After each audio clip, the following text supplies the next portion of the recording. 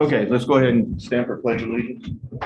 I pledge allegiance to the flag of the United States of America and to the republic for which it stands, one nation, under God, indivisible, with liberty and justice for all. Before we get started, can we get you to put a mask on, please?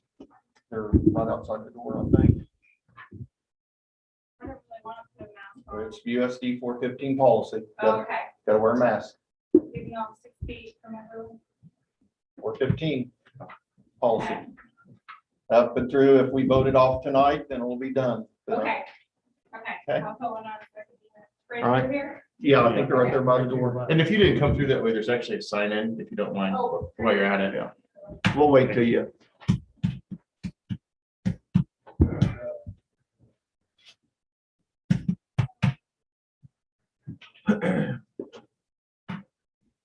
Okay, let's go ahead and item B, Levi, note that all board members are present. Item C, we need approval of the agenda. I'm going to approve the agenda. I'll second. Okay, we have a motion and a second. Any other discussion? All in favor, say aye. Aye. All opposed, same sign. Motion passed 7-0. Okay, I would like to welcome everybody as board comments, item E or item D. Welcome everybody that's visitors here at our board meeting. I just want to read a statement that I put together. This is the board's meeting held in a public setting as opposed to a public meeting. Public comment may be allowed. If so, it's a privilege as opposed to a right. Procedurally, the board is only required to provide a way for patrons to view the meeting. It is not a requirement to host visitors and patrons. The board can simply provide a streaming link. Any visitor / patron who engages in disruptive or disrespectful behavior or comments will be removed immediately. The board will then recess the meeting until the individuals are removed. The board chooses to resume the meeting with or without patrons in the attendance. Again, this is a board's meeting, not a public hearing or discussion. Okay, with that said, let's go to item E, comments from the superintendent. Just really one thing here. This meeting's a little bit different. It's going to function kind of as multiple meetings in addition to normal board business. Like we have every month, we also have the hearings for revenue neutral rate and for the 2021 and 22 budget that was presented at the August board meeting. Each section will have discussion. We'll have the opportunity for public comment that pertains to that topic. Okay. Item F, consent agenda.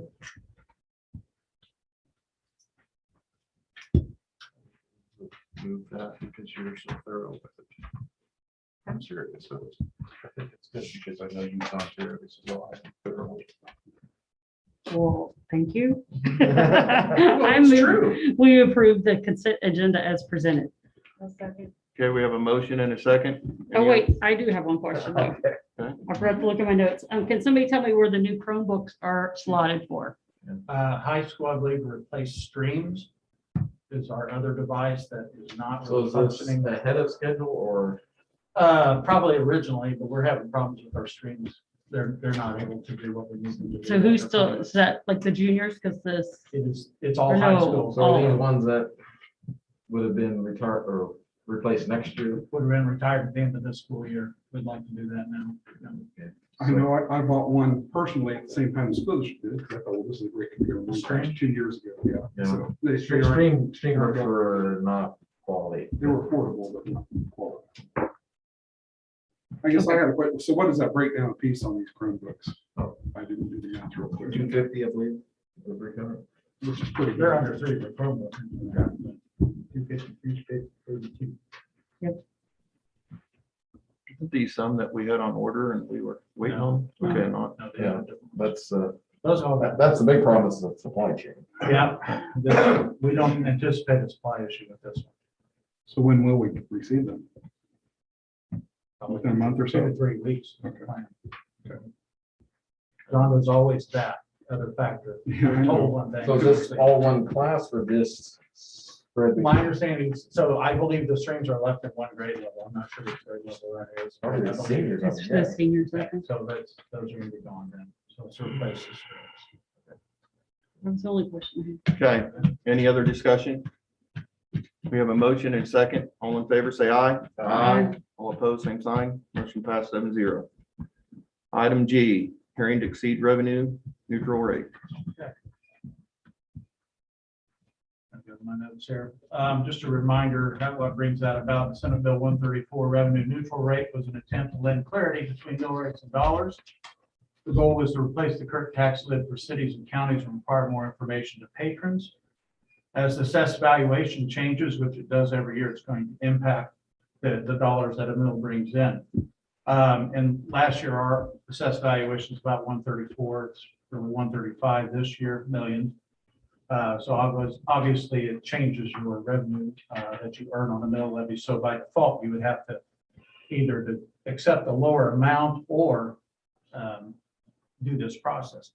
But as an aside, with the state law of the 20 mills, you're locked into, there's no way you can get around it. So you have to go through the revenue neutral rate process. It really wasn't intended for schools, but it does apply for school districts as well. So you have a resolution located in your docs. Yes. And really, I would need a motion to, first of all, any questions, any comments you have, or anybody has? Do we need to give time for feedback? on Anybody that has a first? question? Sure. No, I mean. That's what I'm Yeah, doing. yeah. Yeah, that's what he's asking. So do you want to call for And that? or- this just says we're going to exceed it, doesn't say by how much. Yeah, we have to exceed it because of 20 mils. Right around.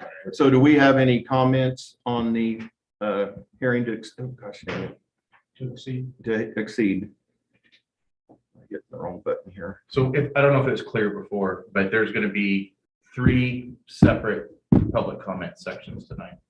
The first one here is strictly about the revenue neutral formality that we have to go through. The second is going to be the budget hearing that we do annually.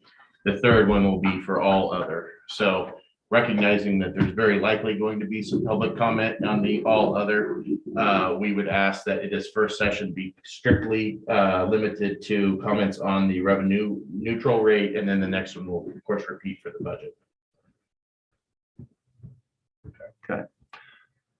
We have a motion on the floor. Anybody make a motion? Is there a resolution number that we need to? 415, 2021. There it is. Okay, I move that we approve resolution 415-2021 as presented. Okay, we have a motion and a I'll second. second. Okay, we have a second. All right, we have a motion and second. All in favor, say aye. Aye. All opposed, same sign. Motion passed 7-0.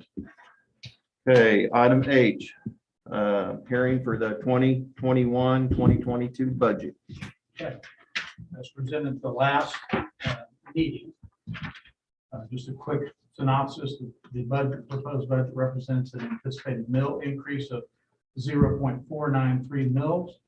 There are slight increases in bond and interest and supplemental general, that's your LOB, and that's what brings you to 0.493 mils. Of course, a lot of that, especially with LOB, is formulaic. As your assessed valuation goes up, your 20 mils is different, and the percentage is based off of that, off your general budget, so it's going to change as well.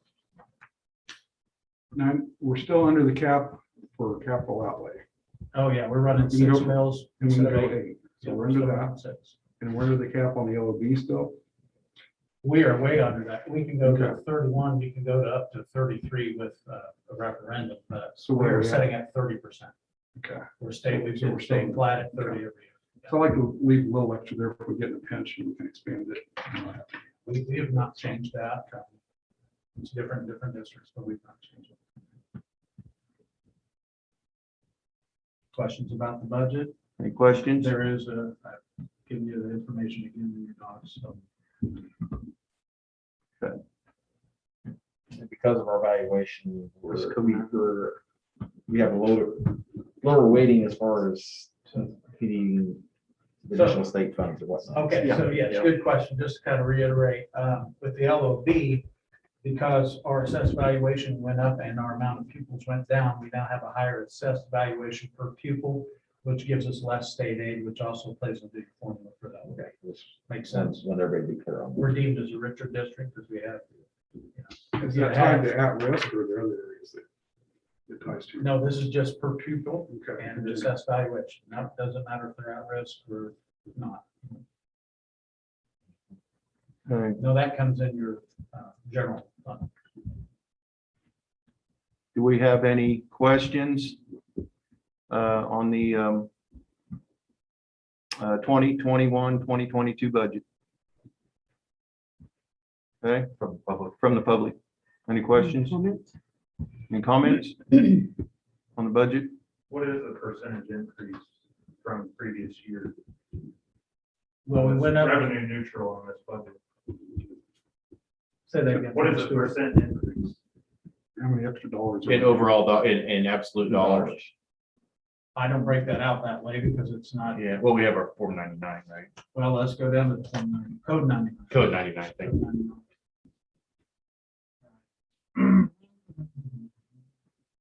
Gotta read through this here. Could be bottom So line. 2021 actual was 6,203,557. This will be 6,493 and 261. Which equates to a $200,000 increase roughly, which is, Keith, you want to throw a percentage out? I haven't even found the code I yet. think it's, Should be roughly 3 point something, 3.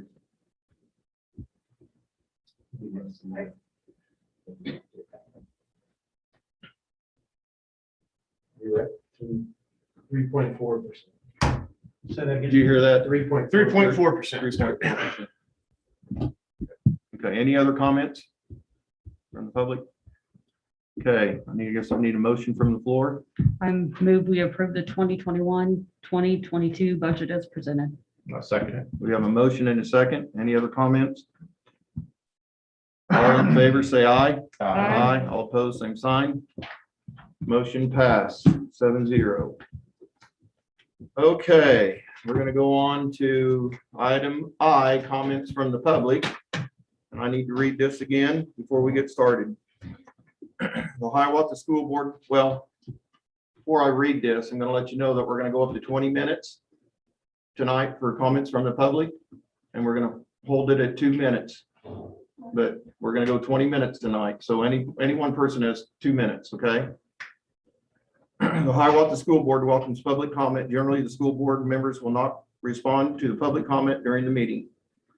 Each speaker may speak up for 2 minutes. The board clerk will time each speaker, and the speaker should conclude their remarks when the buzzer sounds.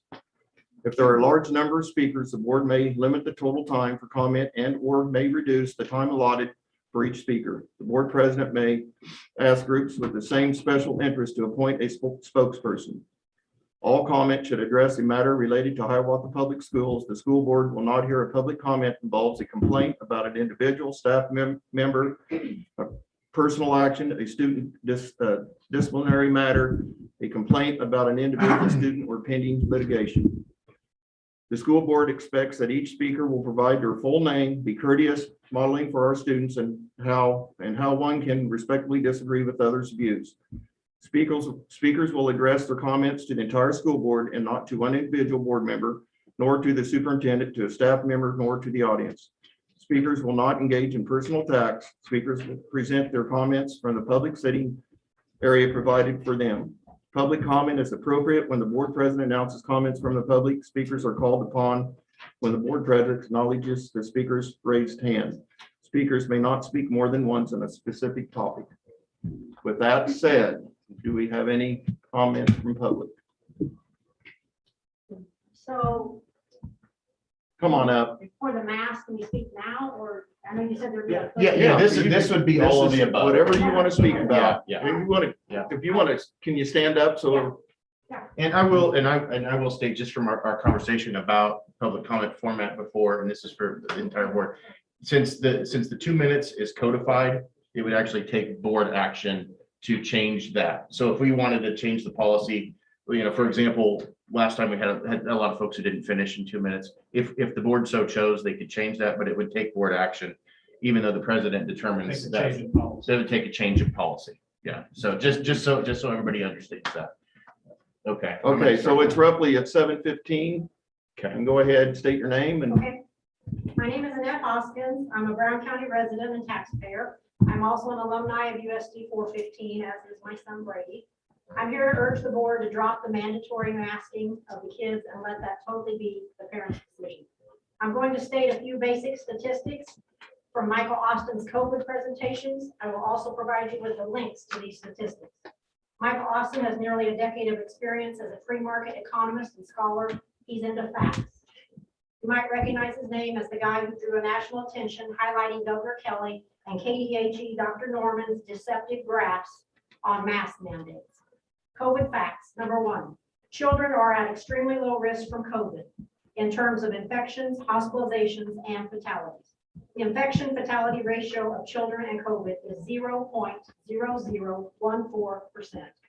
Influenza is 2.5 times more deadly than COVID for children. Number two, children are not super spreaders. In January 2021, a CDC study found each student infection generated an additional 0.77 infections. A German study of 400,000 children found each student infection generated an additional 0.25 infections. In other words, children don't drive community transmission. Number three, mask mandates and other restrictions do not equal lower school COVID rates. Researchers analyzing Florida, Massachusetts, and New York found no correlation between mandates and COVID case rates in schools. In fact, rate of COVID transmission is routinely higher in schools where masks are mandated versus mask optional. As I said, I'm providing you with the links. I'll give you that right there, you can pass around.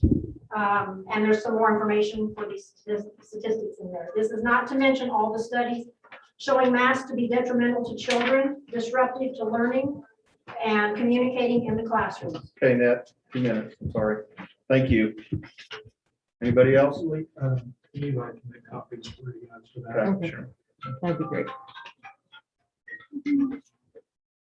No. Okay, everybody. Hi, Deb. I'm Dr. Deborah Bryan. I'm from Brown County, taxpayer, of course. And I'm here to talk about the masks. I care about every kid. I care about everyone's kid. I care about everyone. But I think I've been silent as much as I can. And I think we need to get some common sense in our community, and we need to get some facts. I actually called the CDC 3 weeks ago. I talked to a wonderful girl named Jacqueline. I asked Jacqueline, I said, hey, I'm on the school board. I said, I have parents coming to me, showing me mass studies that are against masking kids and don't prevent the spread of the virus. Help me out. I need some information that I can give these parents to tell them it does. Jacqueline says, just a minute. 5 minutes later, on hold, she comes back and says, I found one, May 27th, 2021, showing that cloth masks don't work. Jacqueline, that's great. But I need the studies that show me they do work. Can you help me out? I really am getting bombarded with all kinds of people showing me they don't work. Just a minute. 3 minutes later, I can't find anything. I'm going to email the higher ups. Can you give me your email? And I'll email them to you. Just check my email. I have nothing from the CDC. Okay, then I went further. I go, okay, I saw this little boy on a commercial on a something, Facebook. This guy sticks a CO2 detector under his mask as he's sitting there. You probably have all seen it. And this little boy's carbon dioxide levels, parts per million, go up, up, up, up, and up. And I'm thinking, is that real? Because countless of you can't even believe it. So is that real? So I did my air on my patio. Just before I came here, it was 392. Your CO2 level in your hallway is over 1,000. The normal in a building is supposed to be 800 to 1,000. And my phone is loaded from this weekend when I put this mask on that I have on right now, one just like it, stuck this up underneath it at rest, Then I did this for 15 seconds and it went up to 3,000. Then I did it for 30 seconds and it went up above 8,000. Okay, thank you. Our kids don't need this. Look at the cognitive problems that you have with CO2 retention. Got that. Yes, sir.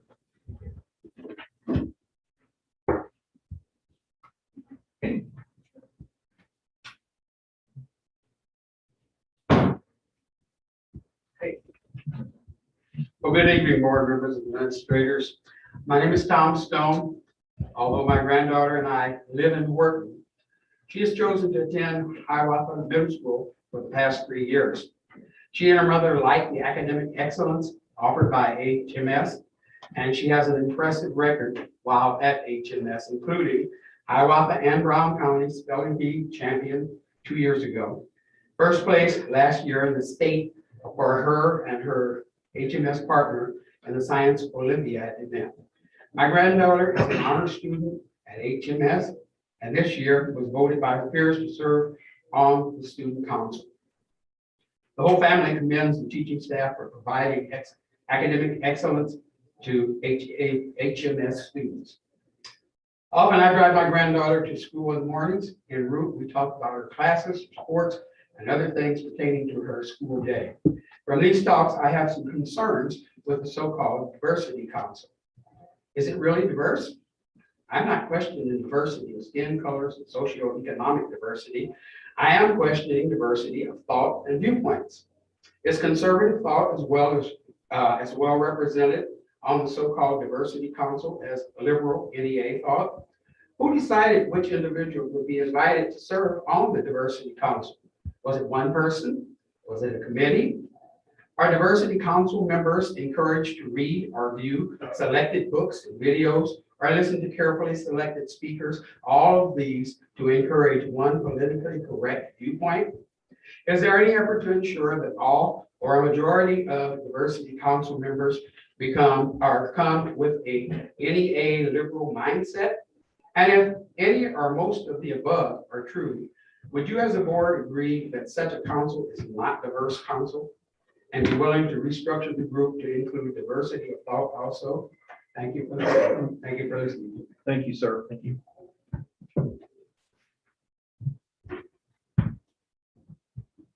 So you don't have to wait for you to say go. Go. I just have a copy with me. I'm sorry, I'm Linda Barnhill. I live south of Robinson, and I have a student at HHS in USD 415. And on August 31st, I sent a letter, and I apologized to Mr. Brockhoff. You were inadvertently left off of my list, so I apologize for that. But my letter said that I'm requesting that Aaron and the school board members submit to the public the actual science, including the websites that you are using as a basis for your decisions concerning your COVID measures. I think that parents deserve to know. I wouldn't hesitate to justify or explain my actions to you if I had charge of what happened to your children. You would rightfully expect it from me, and this board needs to be transparent. I stated that I would appreciate the evidence before this board meeting and to inform me of what public platform we might use. I did hear back from one board member, and I appreciate that so much, but from the rest, I did not hear. And so my point is that if you intend to mask my child, I would like to see the peer-reviewed studies that prove this mask suppresses the spread of a virus. The peer-reviewed studies are studies that can be done over and over again with the same set of circumstances showing the same results. I'd like to see that as a parent. And I just think that there are issues, health issues, that we're tending to overlook because of the fear that COVID has brought on, that this mask brings up. Unfortunately, it isn't my job to prove that you're wrong, but it's your job to prove to me that you're right. And this concerns my son and your children. And so I would just like to see the science that you're looking at. I'll leave these here. Thank you for listening, and thank you for everything that you do for the kids in USD 415.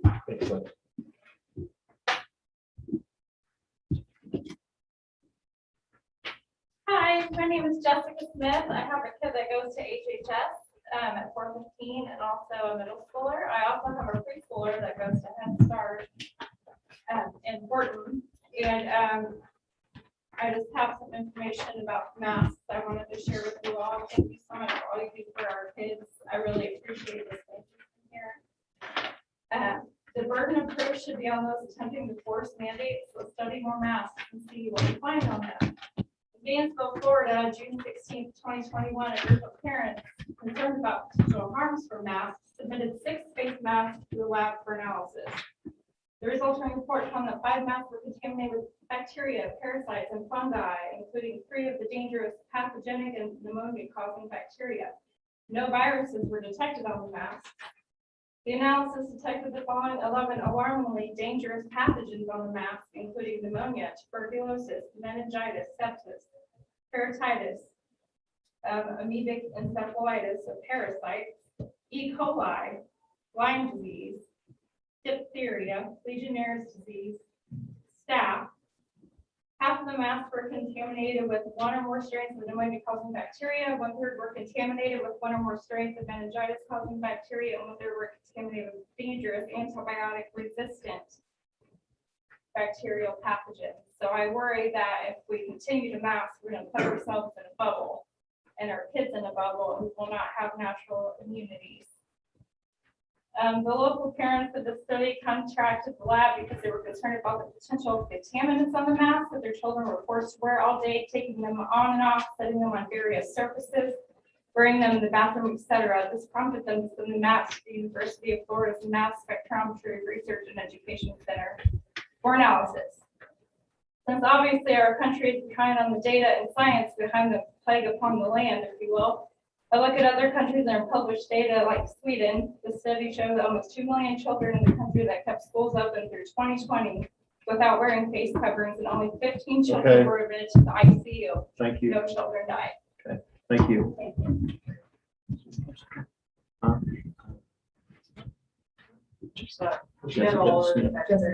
Oh, I'm sorry. Go ahead. I thought we were having a report from the city council tonight, and I cannot see where that is happening. I was questioning why that's Not on the agenda. being done. Yes, but last meeting, there was problems, we were going to have a report from the person. That was the plan changed. Okay, now I'd like to give my remaining 2 minutes to talk to that. No, we can only speak once. Sorry. That's, Okay. anybody else? I don't know how much time we got left for speaking. That's it? Oh, no. No, how much time, overall time? We've had 5 people. Okay. Okay. We've got about 7 minutes. Yeah.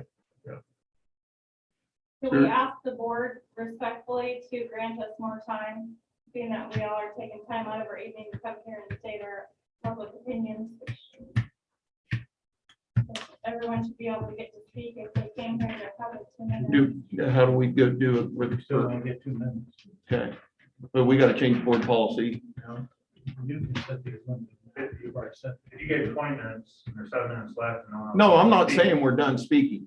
I'm just Right, wanting to know how if much, no one else wants to speak, and there's 7 minutes left, and we'd like for someone to speak longer. okay, Opportunity. it states right in the bylaws that I wrote, or that I read, that one individual can only speak one time. On one topic. For up to 2 minutes. One Topic. topic, or So one then I guess- one speaker, one time. Any, Not one time, not one topic. right. You get me confused here. You can basically speak one time on any I thought I topic could and that's speak it. on mask and I could speak on diversity council. No. thought you said it was one speaker on one topic. But they Tell you what, since we're actually talking right now, we're going to stop on our time. You can clarify, you can reread what you did. I'm not opposed to changing policy, but we gotta stick by the rules of the game for the day that we're playing it. So if we need to change policy, we need to change policy, but we can't just change the rules at our convenience during the session. So It says each speaker may speak up to 2 minutes. The board clerk will time each speaker, and the speaker should conclude their remarks when the buzzer sounds. If there are a large number of speakers, the board may limit the total time for comment or may reduce the time allotted for each speaker. The board president may ask the group of the same special interest to appoint a spokesperson. Doesn't So, say anything about topic. It says 2 minutes. okay, so I don't If think you that was really- all of it, but. If you really went by the rules, the mask had been here for 18 months, and nobody got to talk about them for 18 months, so what about all that? Jerry, if you want to stand up and talk about that in your 2 minutes or your 10 minutes, you're more than welcome to do that. I mean, you can bring that up, but Well, like I just overheard, you're saying this is a board meeting, the public. We don't. I guess we'll start Jerry's 2 minutes here. go ahead. No, go ahead. You're starting my 10 minutes? No, just 2 minutes for public comment. No, I can't speak twice. You just said the rules. Jerry? You're on the agenda for 10 minutes. That's not part of public comment. If you want to speak for 2 minutes during public comment, you're as entitled as anybody else to. We've asked you now if you want to start it. I just clarified this doesn't come out of your 10 minutes. So if you want to go for 2 minutes, feel free. While we're talking about rules and regulations. Okay, what, I don't see the 2 minutes there. For crying out loud, just talk. We're going to give you at least 2 minutes, okay? You say they have the dignity and decorum of the meeting of the school board. We need some dignity and decorum to the public. I just want to know when my 2 minutes will start. It's starting right now. Starting right now. Okay. Okay, go ahead, sir. I guess I would apologize, Jim. I just want to. No, Jim, you come out in the hallway. Okay, let's just, okay, Jerry, let's just go ahead and get started. You got 2 minutes. Okay. You're making the public nervous with all these rules and regulations. Okay. Last week, I made a comment. I guess I'm a little bit bored of the policy. I said, welcome to China. Okay. I guess I didn't have time to digest that. I can only talk about one subject, like my son was just bringing up. It's kind of hard to digest.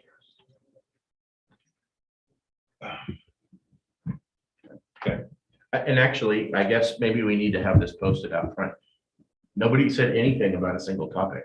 It's 2 minutes total. You can talk about 10 things if you want. Well, I'm not so sure that 2 minutes. Yeah, you are, right. Sorry, and we don't respond. And I just want to say that when we have the local media and the social media saying that I was visibly angry at the last meeting and tense, I raised my voice, yes, and I am now because I have this mask on. But I tell you what, I wasn't visibly angry with the board. I'm frustrated and disgruntled about all these things that are going on that doesn't make any sense. And the comment about the pea brain, you go back and watch recordings.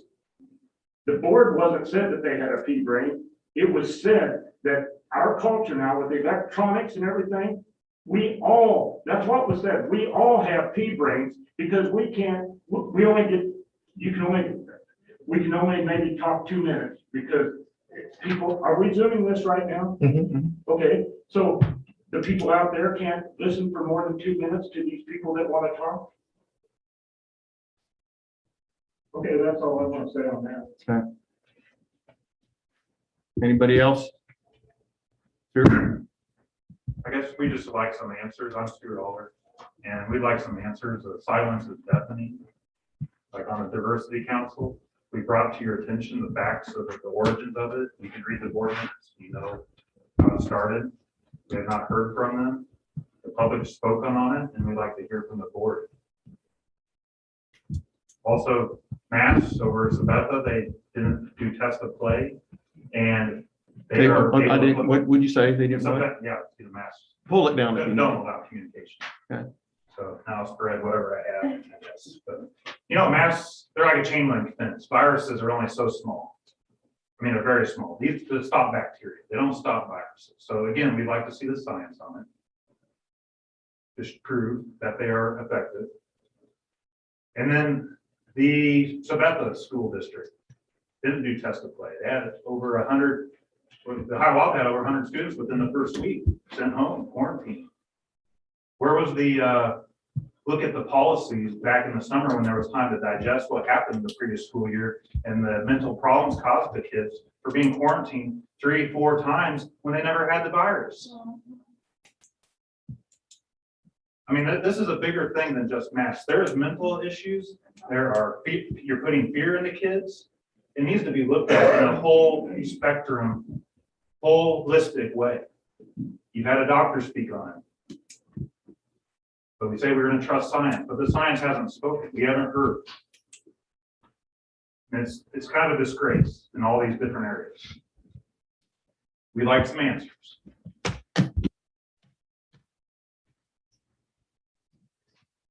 Oh, and I guess I'd like another answer. When I was an educator, the administrators compelled my speech, telling me I had to call a boy a girl or a girl a boy. What about First Amendment rights? What about my conscience and my faith? We received emails compelling us to how to speak. So there's lots of issues in this district and they need to be looked at. Anybody else? Okay. Go on to item J, presentation from Jerry Aller. You'll have 10 minutes. And Julie, please try not to roll eyes on the board like I saw two. Deb, nobody's rolling their eyes. They did last time I was here and I saw it myself. Okay, well, Refrain from that. okay. Thank you. Okay, I know government type jobs, the time starts when I stand up, so can I just get my things? When you're ready, you say so. How's that sound? Okay, I want to get my stuff ready. All right.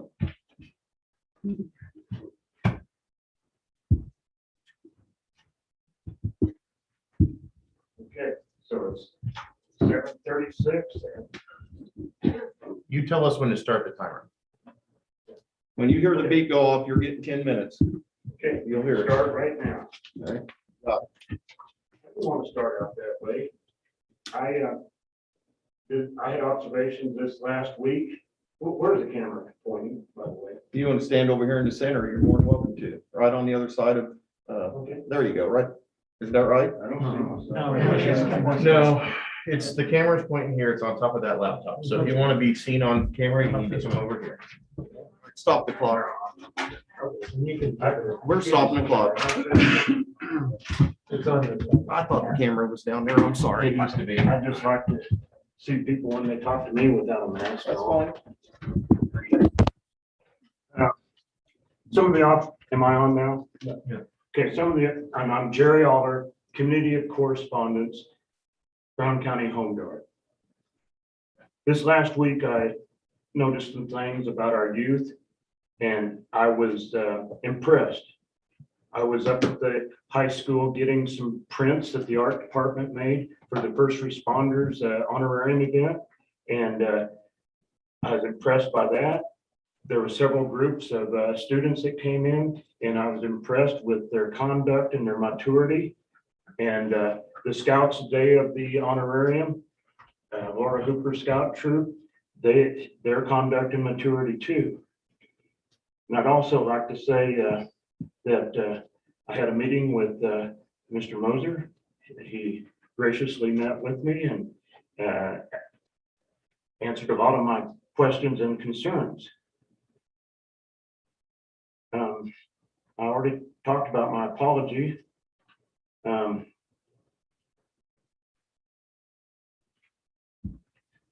Better follow my outline. Here, we'll clear some space for you. Yeah.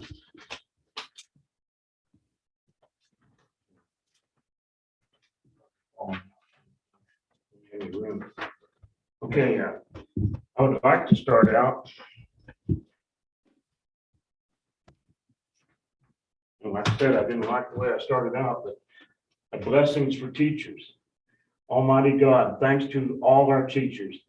Thank you for the way in which they give of themselves each day in the classroom, serving and instructing the next generation of this land. Father, please fill their hearts with courage by your mighty spirit. Fill them with your strength so they may rise to every challenge and not grow weary. Fill them with your wisdom so that they may be able to make good judgment when guiding and helping others. Fill them with your peace so that when stress and anxiety comes, it will not overwhelm them. Fill them with joy so that the passion they have for their subject may become an infectious passion that spreads. In the wonderful name of Jesus our Lord, amen. What are the differences between DEI and CRT? There are none. And if there is no difference, I suggest that the board make a motion and vote to ban CRT and have punishment for the teachers or anyone that teaches it in the schools. Because if DEI is not CRT, then it should be banned. We ban school prayer, we ban Bibles. Why can't we ban the CRT? Because it's not DEI. Now, I understand diversity, equity, and inclusion is what DEI stands for, but it seems like it's division, exclusion, and intolerance. Identity politics. We've thrown away this 1776 project for the 1619 project.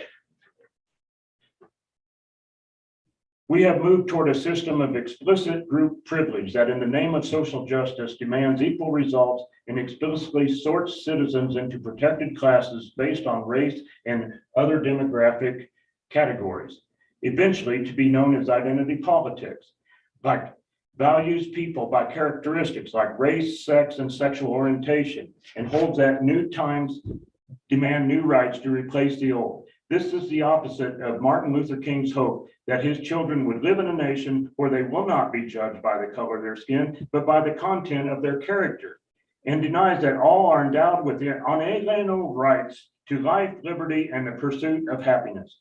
Identity politics makes it less likely that racial reconciliation and healing can be attained by pursuing Martin Luther King's dream of America and upholding the highest ideals of our Constitution and our Declaration of Independence. The choice before us now is clear. Will we choose the truths of the Declaration, or will we fall prey to the false theories that have led to too many nations to tyranny? It is our mission, all of us, to restore our national unity by rekindling a brave and honest love for our country and by raising new generations of citizens who not only know the self-evident truths of our founding, but act worthy of them. This includes restoring patriotic education that teaches the truth about America. That doesn't mean ignoring the faults in our past, but rather viewing our history clearly and wholly with reverence and love. We must also prioritize personal responsibility and fulfilling the duties we have toward one another as citizens. Above all, we must stand up to the petty tyrants in every sphere who demand that we speak only of America's sins while denying her greatness. At home, in school, at the workplace, and in the world, it is the people and only the people who have the power to stand up for America and defend our way of life. How much time do I have? 4 minutes. 4 minutes. Levi, since he's pausing, can you stop his time for just a second? So I think one of the valuable things about having him on the agenda versus just public comment is that it gives us a chance to respond. So how do can we ask questions during, or do you wait until after we're done? I mean, I want to make sure he gets his 10 minutes, but Yeah, I think it's kind of up to Jerry if he's. do you want to have a conversation as we go along? You want to wait, have questions at the end? Would that be easier for you? Probably easier for time too. Okay. You hold the questions till he's. Okay, I'll just try. Right, I That way appreciate you that. won't lose your. Right, spot. I mean, Ian, it's just that one of the first meetings, it was said that you had kind of heard it all before and you didn't want to keep hearing about it. But the way I look at it, we've had something for 18 months going on with DEI, and we have the kids hearing that every day or through the teachers or however they see it to fit. So that's why I felt like I ought to load you up with 10 minutes for myself. No, that's fine. And I mean, you hit the nail on the head as far as the questions I want to ask is, what's the end game? What do we need to do about it, in your opinion, et cetera? So finish your presentation. Okay, right, Yeah. and I'm not going to have time to finish my presentation. I appreciate if somebody gave me a 2-minute warning like in a football game, but, Or like a timeout. yeah, timeout. But, some of the things that have been taught, in DEI, like I said, the Bible and prayer has been banned, but, they use the book Dr. Robin D. Angelo, and she comes up with a new word for racism. Racism simply means that you put one race above the other. And they also use words like bigot. Well, I kind of look like a bigot, but bigot means that you just have one view and then you cancel anybody else that has another view. But anyway, Dr. D'Angelo, she changes the whole definition of racism. She says some people may define racism as a belief that a particular race is superior to another. However, may refer to this as racial prejudice. Socialists define racism as an unequal distribution of privileges between white people and people of color.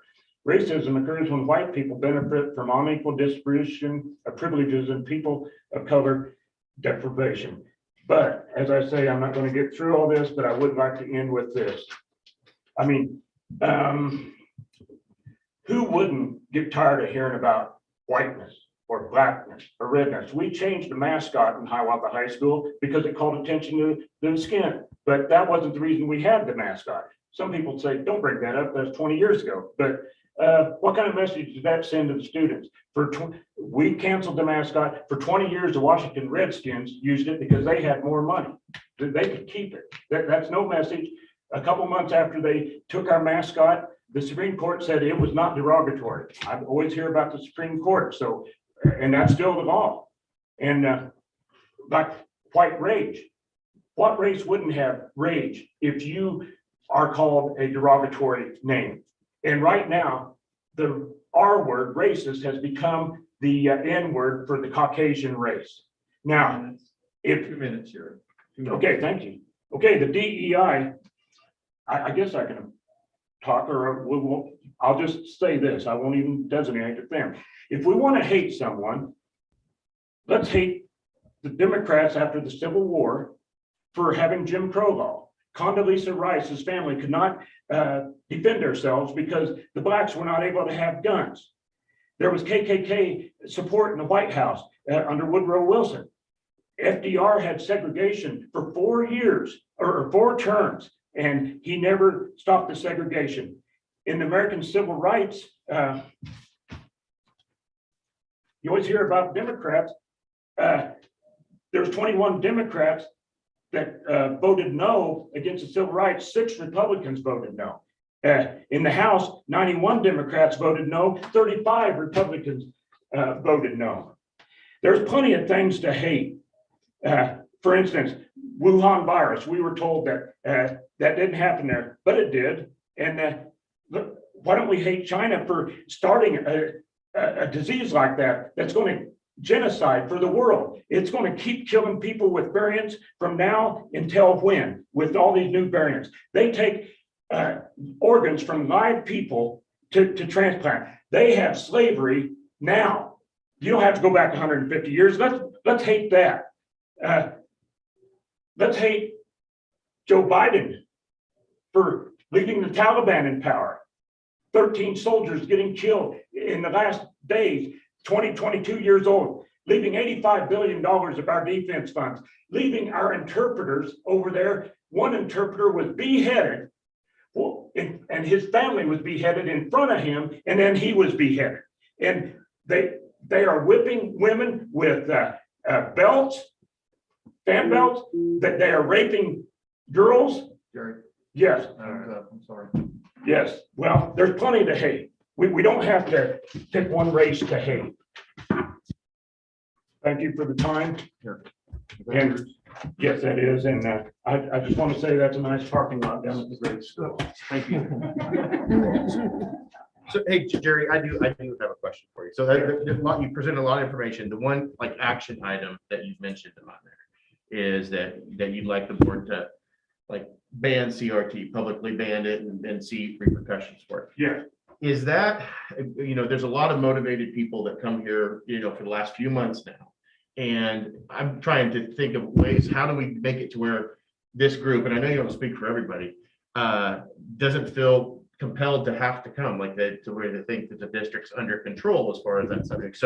So do you, I mean, in my mind, CRT itself has become such an umbrella term that I don't know that a out and out ban on critical race theory is that effective, because it's the tenets of it, the particular details that maybe are more concerning than this kind of overarching theme. We can say we don't teach critical race theory, but what does that really mean? That's a very, very specific academic definition, and it's easy to see the kind of the things that are objectionable to you still go on and not under the guise of CRT. What would make, and I know you're your own representative, but you, the BCLA, and folks like you, what actions could the board take in your mind to put that issue to rest? I'm not representing the DC. No, I know. I'm representing Brown County Home Guard. Okay. Okay, and as I said before, if it says whiteness, white rage, white fragility, white supremacy, it is CRT.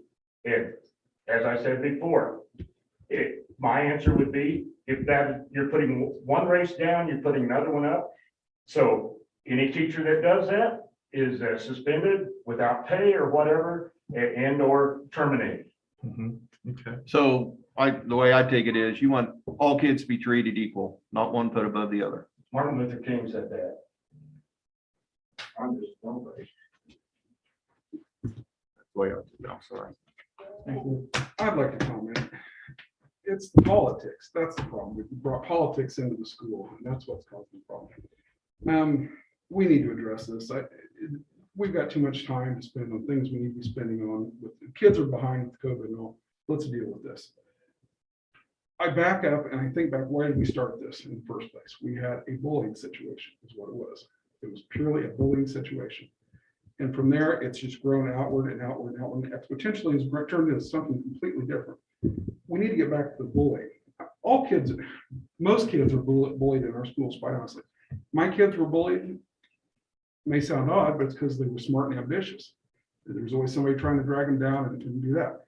And if we fall through with this white privilege, people say, well, your kids have white privilege. So then we're teaching in the school that those kids should be brought down. And that we're going for excellence, not to build some kids up by turning other kids down. I mean, I just think this diversity council was started to bring everybody together. That was when I voted for it. I thought this is the way we can bring everybody together, talk things out, and it's pulled everybody apart. It's how I mean, if we continue with this, we're just doubling down on failure is all we're doing. I really think we just need to back up and start over again, address the problems that we have in the school district, which is bullying. I mean, as I listen to all the people talk, the common thread, the only thing I've heard is, I'm trying to think of the two. We had two speakers. Oh God. A couple years ago. No, there were. No. Public comment. Yeah, public comment. Oh, okay. Liam McPeak Yeah. and Jason Dvorak. Mhm.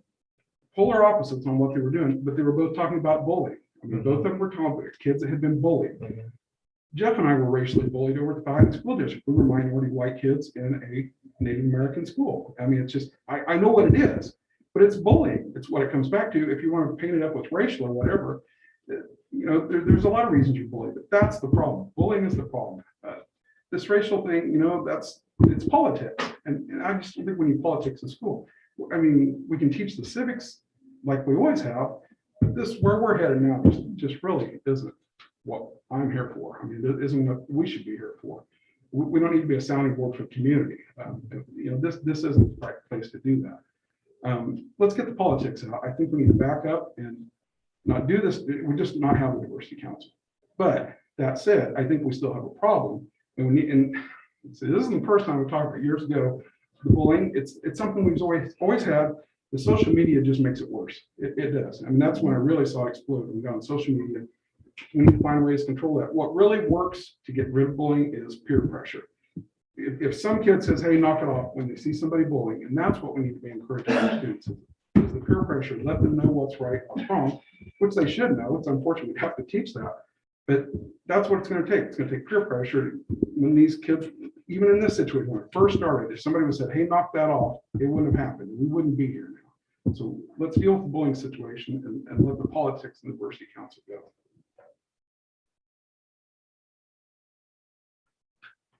Anybody else? Any comments to Jerry? Questions? Well, I don't have a problem with the diversity council for the sake of the diversity council. I don't know that anybody has a problem with the diversity council as we might outline that it's intended. I think what is the issue is the concern that it is a vehicle to promote the tenets of critical race theory or equity as we define it. I mean, and equity is used a lot in schools, and I think it means trying to put resources to bring everybody up to meet the standards that we set. In the political outside world, it's a kind of a palatable code word for socialism, and so that's something that's concerning to people. I mean, when I keep hearing CRT, to me, it's taken on this 3,000 headed monster and means about a million things as long as it has to do with race. What I think is that maybe if we need to make a statement or something like that to show that this is not the intention of it, that the intention maybe is to help kids succeed that are not part of a relatively homogenous society that we have in North Brown County, right? Which we do have that. And we have social workers. I mean, yeah, I think of all the things that we've done over the years to make things better. And so I think we're moving forward. I think of Hiawatha as a very inclusive community. I've lived here all my life, and I don't see that we're being painted as a racist community. That just doesn't exist here. No, I don't either. I mean, I think there's instances that you and I probably won't ever see, John, because of who we are, where we're born, the fact that we are, the white men, right? But my, I guess if you want to boil it down, let's not talk about CRT for the sake of CRT. I'm not afraid of putting a ban on it if I thought that was going to do what we actually wanted to do. I think the real thing is that we want to state that we don't give differential or preferential treatment to one student over another based on their skin color. And I mean, up until a few years ago, I thought that was always what we wanted to say. And now there's voices that are saying that's not right. But you shouldn't have to say that. No, right. But I mean, I think that's what we do in practice, or at least strive to do. I think that is still the intent, diversity council or no. And if we need to reaffirm that statement, I don't have a problem with reaffirming that statement. I think that speaks to the heart of what people are concerned about, is that we end up treating people differently, kind of do almost like the polar opposite of where we started to. We started saying, let's treat everybody equally. And I think it's problematic anytime you start treating people differently on the basis of their skin color. At least that has always been the case in the past. That, I think, I'm not proposing anything right now, but I think if we do need to address it, if we don't want to continue down this road for forever. And I think that is a pure statement that whether or not you are absolutely focused on CRT, if you're focused on justice or social justice for kids in school, to make sure that they have what they need. I think that we don't favor somebody because of the way they were born speaks to the heart of that. And if it takes a statement to reaffirm it, then I'm okay with that. I just don't want to continue and it's not trying to say, let's sweep this under the rug. I just feel like we've got to have a rubber meets the road moment eventually here. But we need to deal with this. So I asked Lonnie earlier in the summer to have the diversity council come to that. It's going to be in August and September. It never happens. Right. That tells me more than I need to know probably about the whole situation. I don't think, okay, let's back up again. Would we have the diversity council if it wasn't for this bullying situation? Okay, we wouldn't. We would not have it. No. I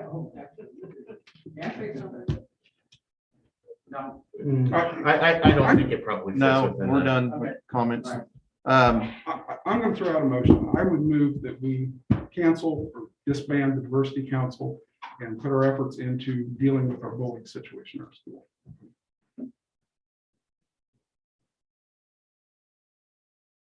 Do we have a second on that? I'll second it. Okay, we have a motion and a second. Any other discussion? I think if we don't deal with this, we're going to have this every meeting. I've only got 3 meetings left. You guys want to, I'm trying to help. I guess I'd like more information on the diversity council. I think I've asked for some of that, and maybe we need to need this report because as a board member, I'm not entirely sure what the diversity council is doing. I know Keith has participated in it. And I'll speak to that. So that way it's clear for everybody is diversity council to this point and from day one has not been anything like what has been painted in this other picture.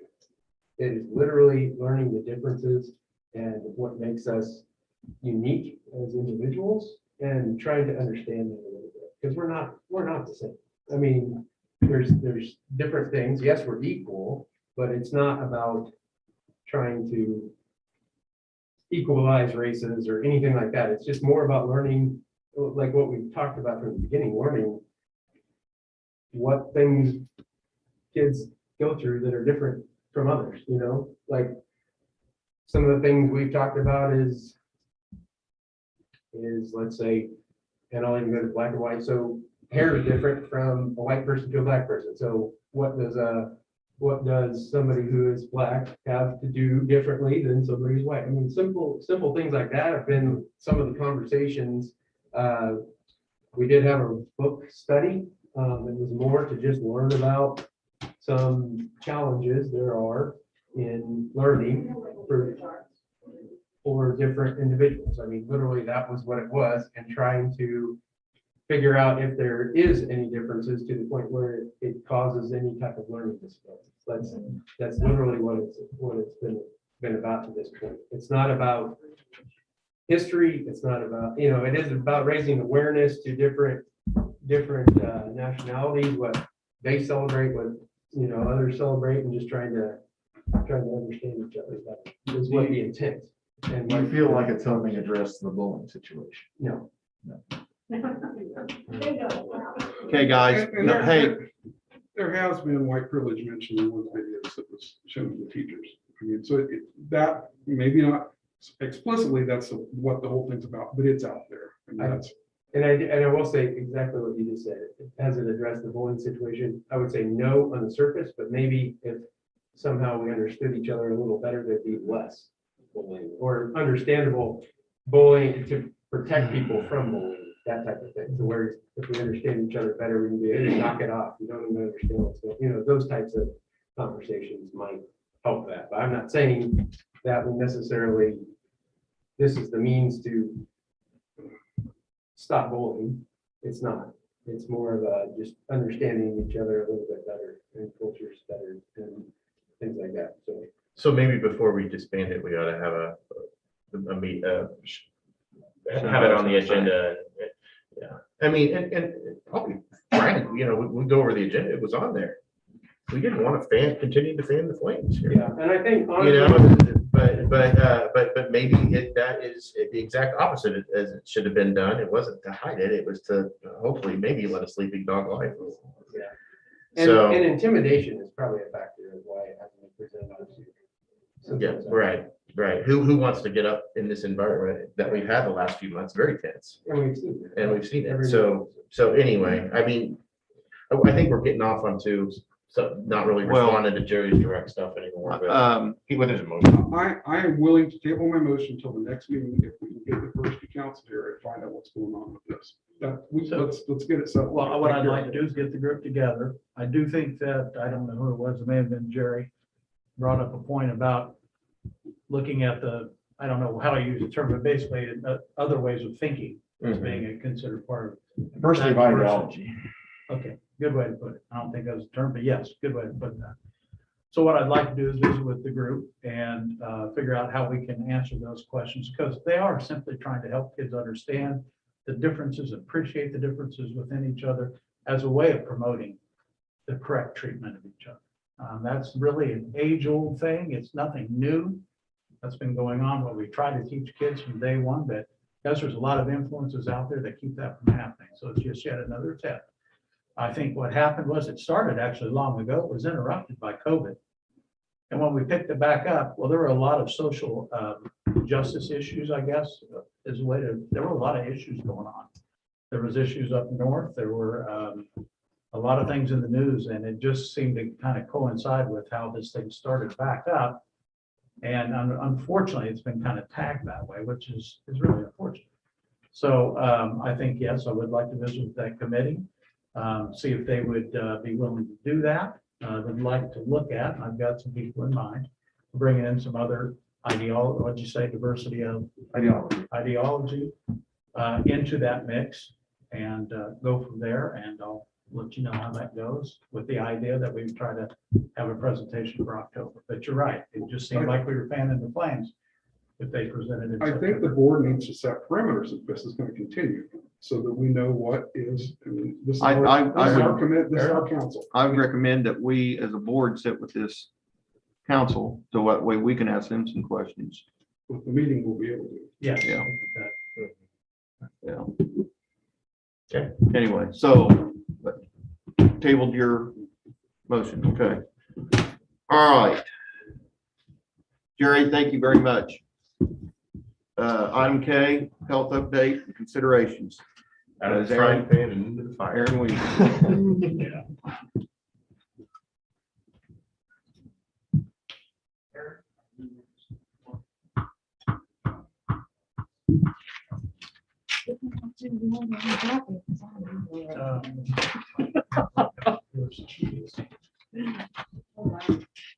Aaron.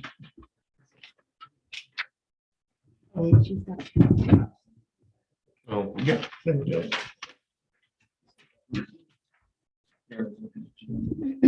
Go ahead. So, updates. So I believe you guys all had the updated spreadsheet. We're gonna put that get uploaded in time, Yep. right? Okay. So county cases, I think we were sitting at 16 active as of today. High school numbers have drastically improved since we talked last time.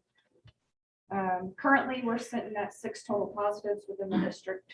High school has 3 of those. Quarantine wise, we are looking at 26 in quarantine currently. Is that from home and not school? Do what, I'm sorry. That's from home and not school. It is both. That's all of Brown County. All Well, what together I in mean our is- What do we district. got in this? It's a quarantine because of a close contact outside of school. Activities are. Yes, yes, Okay. one of those. So 25 of those are either waiting on test results or somebody in the household or has been outside exposure, something like that. Only one is from improper And masking. the 3 high school students, where they are in the timeline as far as Relatively new. relatively new. But where were those numbers a week ago? We're sitting at 12, almost 15 at one point, I believe, that we had active at the high school. Over the weekend, it seems like we dropped off quite a bit. We had 8 on Friday that were active, and then over the weekend, 5 of those were released, along with a good chunk. And all Those these not were tested positive after the mask mandate in place. tested. These 3? Yeah. Yes.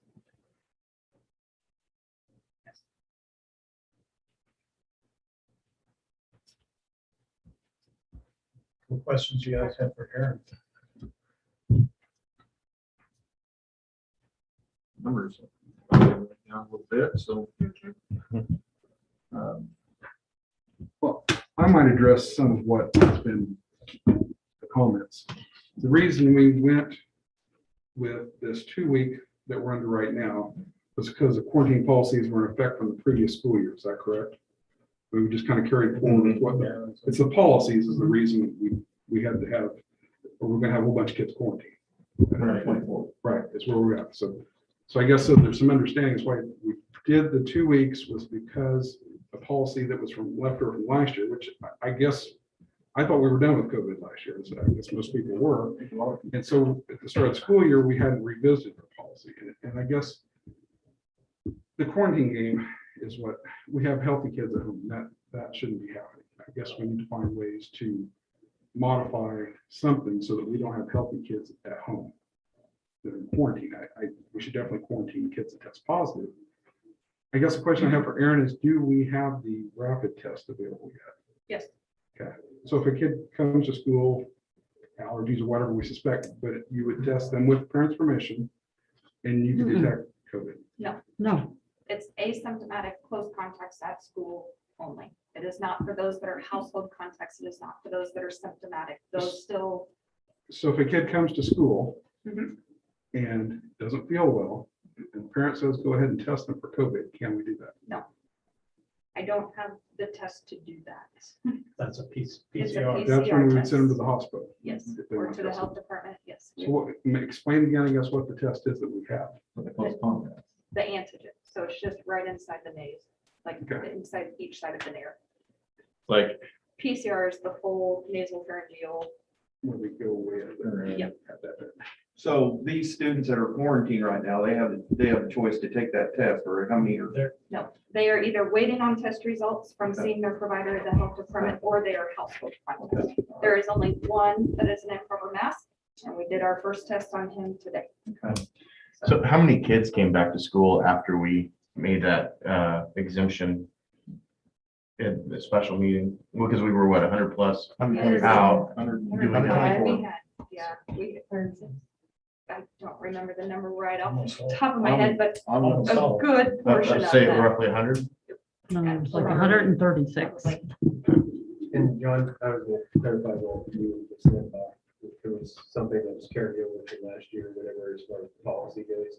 It's literally the policy that's been in place from the beginning. So it's 6 feet, it's exposure. And we follow that exact guideline by KDHE Yes. that we put into our schools and do the same. So that's what it is. It's not anything we adopted. It's just, we adopted it. Their guidelines, Yeah. yeah. It's not anything But that we- effectively has become our policy to Right. accept that. To follow, yeah, to follow there. So there was really three layers of last year, right? So roughly first semester, it was masks. And if you're 6 feet, doesn't matter if everybody's got a mask on and a biohazard suit or nothing, you're out, you're quarantined. Then roughly at semester, right? It was when this mask to mask exemption came on, which the county said, yeah, we'll go with that. And then after that, then we weren't quarantining anybody that we kept the mask.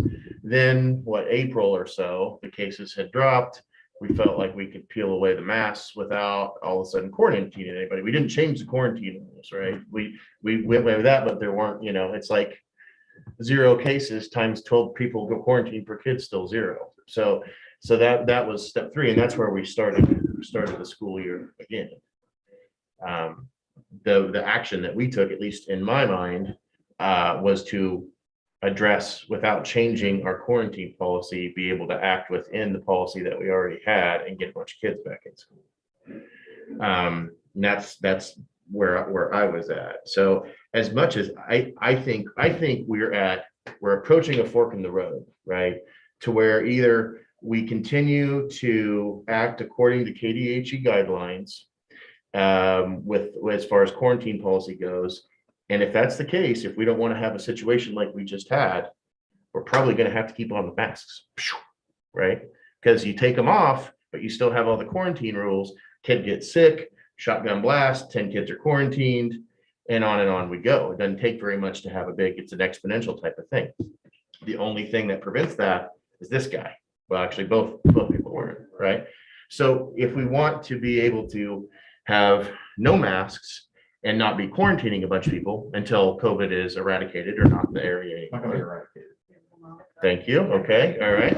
Then that means that we're going to have to take steps to distance ourselves from what KDHE says. So that means that we're going to have to come up with our own policy. So Are we legally allowed to do that? yep, we are. The difference is basically, are we following best medical practice or are we not? And what's the implication of that? You bet. Best medical practice, kids with RSV are being sent back to our schools, which RSV is a lot more deadly to children. And that's not okay, Why are they being sent back to school? because it's not COVID. What's that mean? There's no quarantine on an RSV case. I mean, there's no quarantine on a lot of cases either, though. Right. Not flu, not cold, not anything. Just, Well, flu has a 5-day quarantine. That's I guess Oh, really? that's the basic problem. If the kid's it's an sick, you need to stay isolation. home. exactly.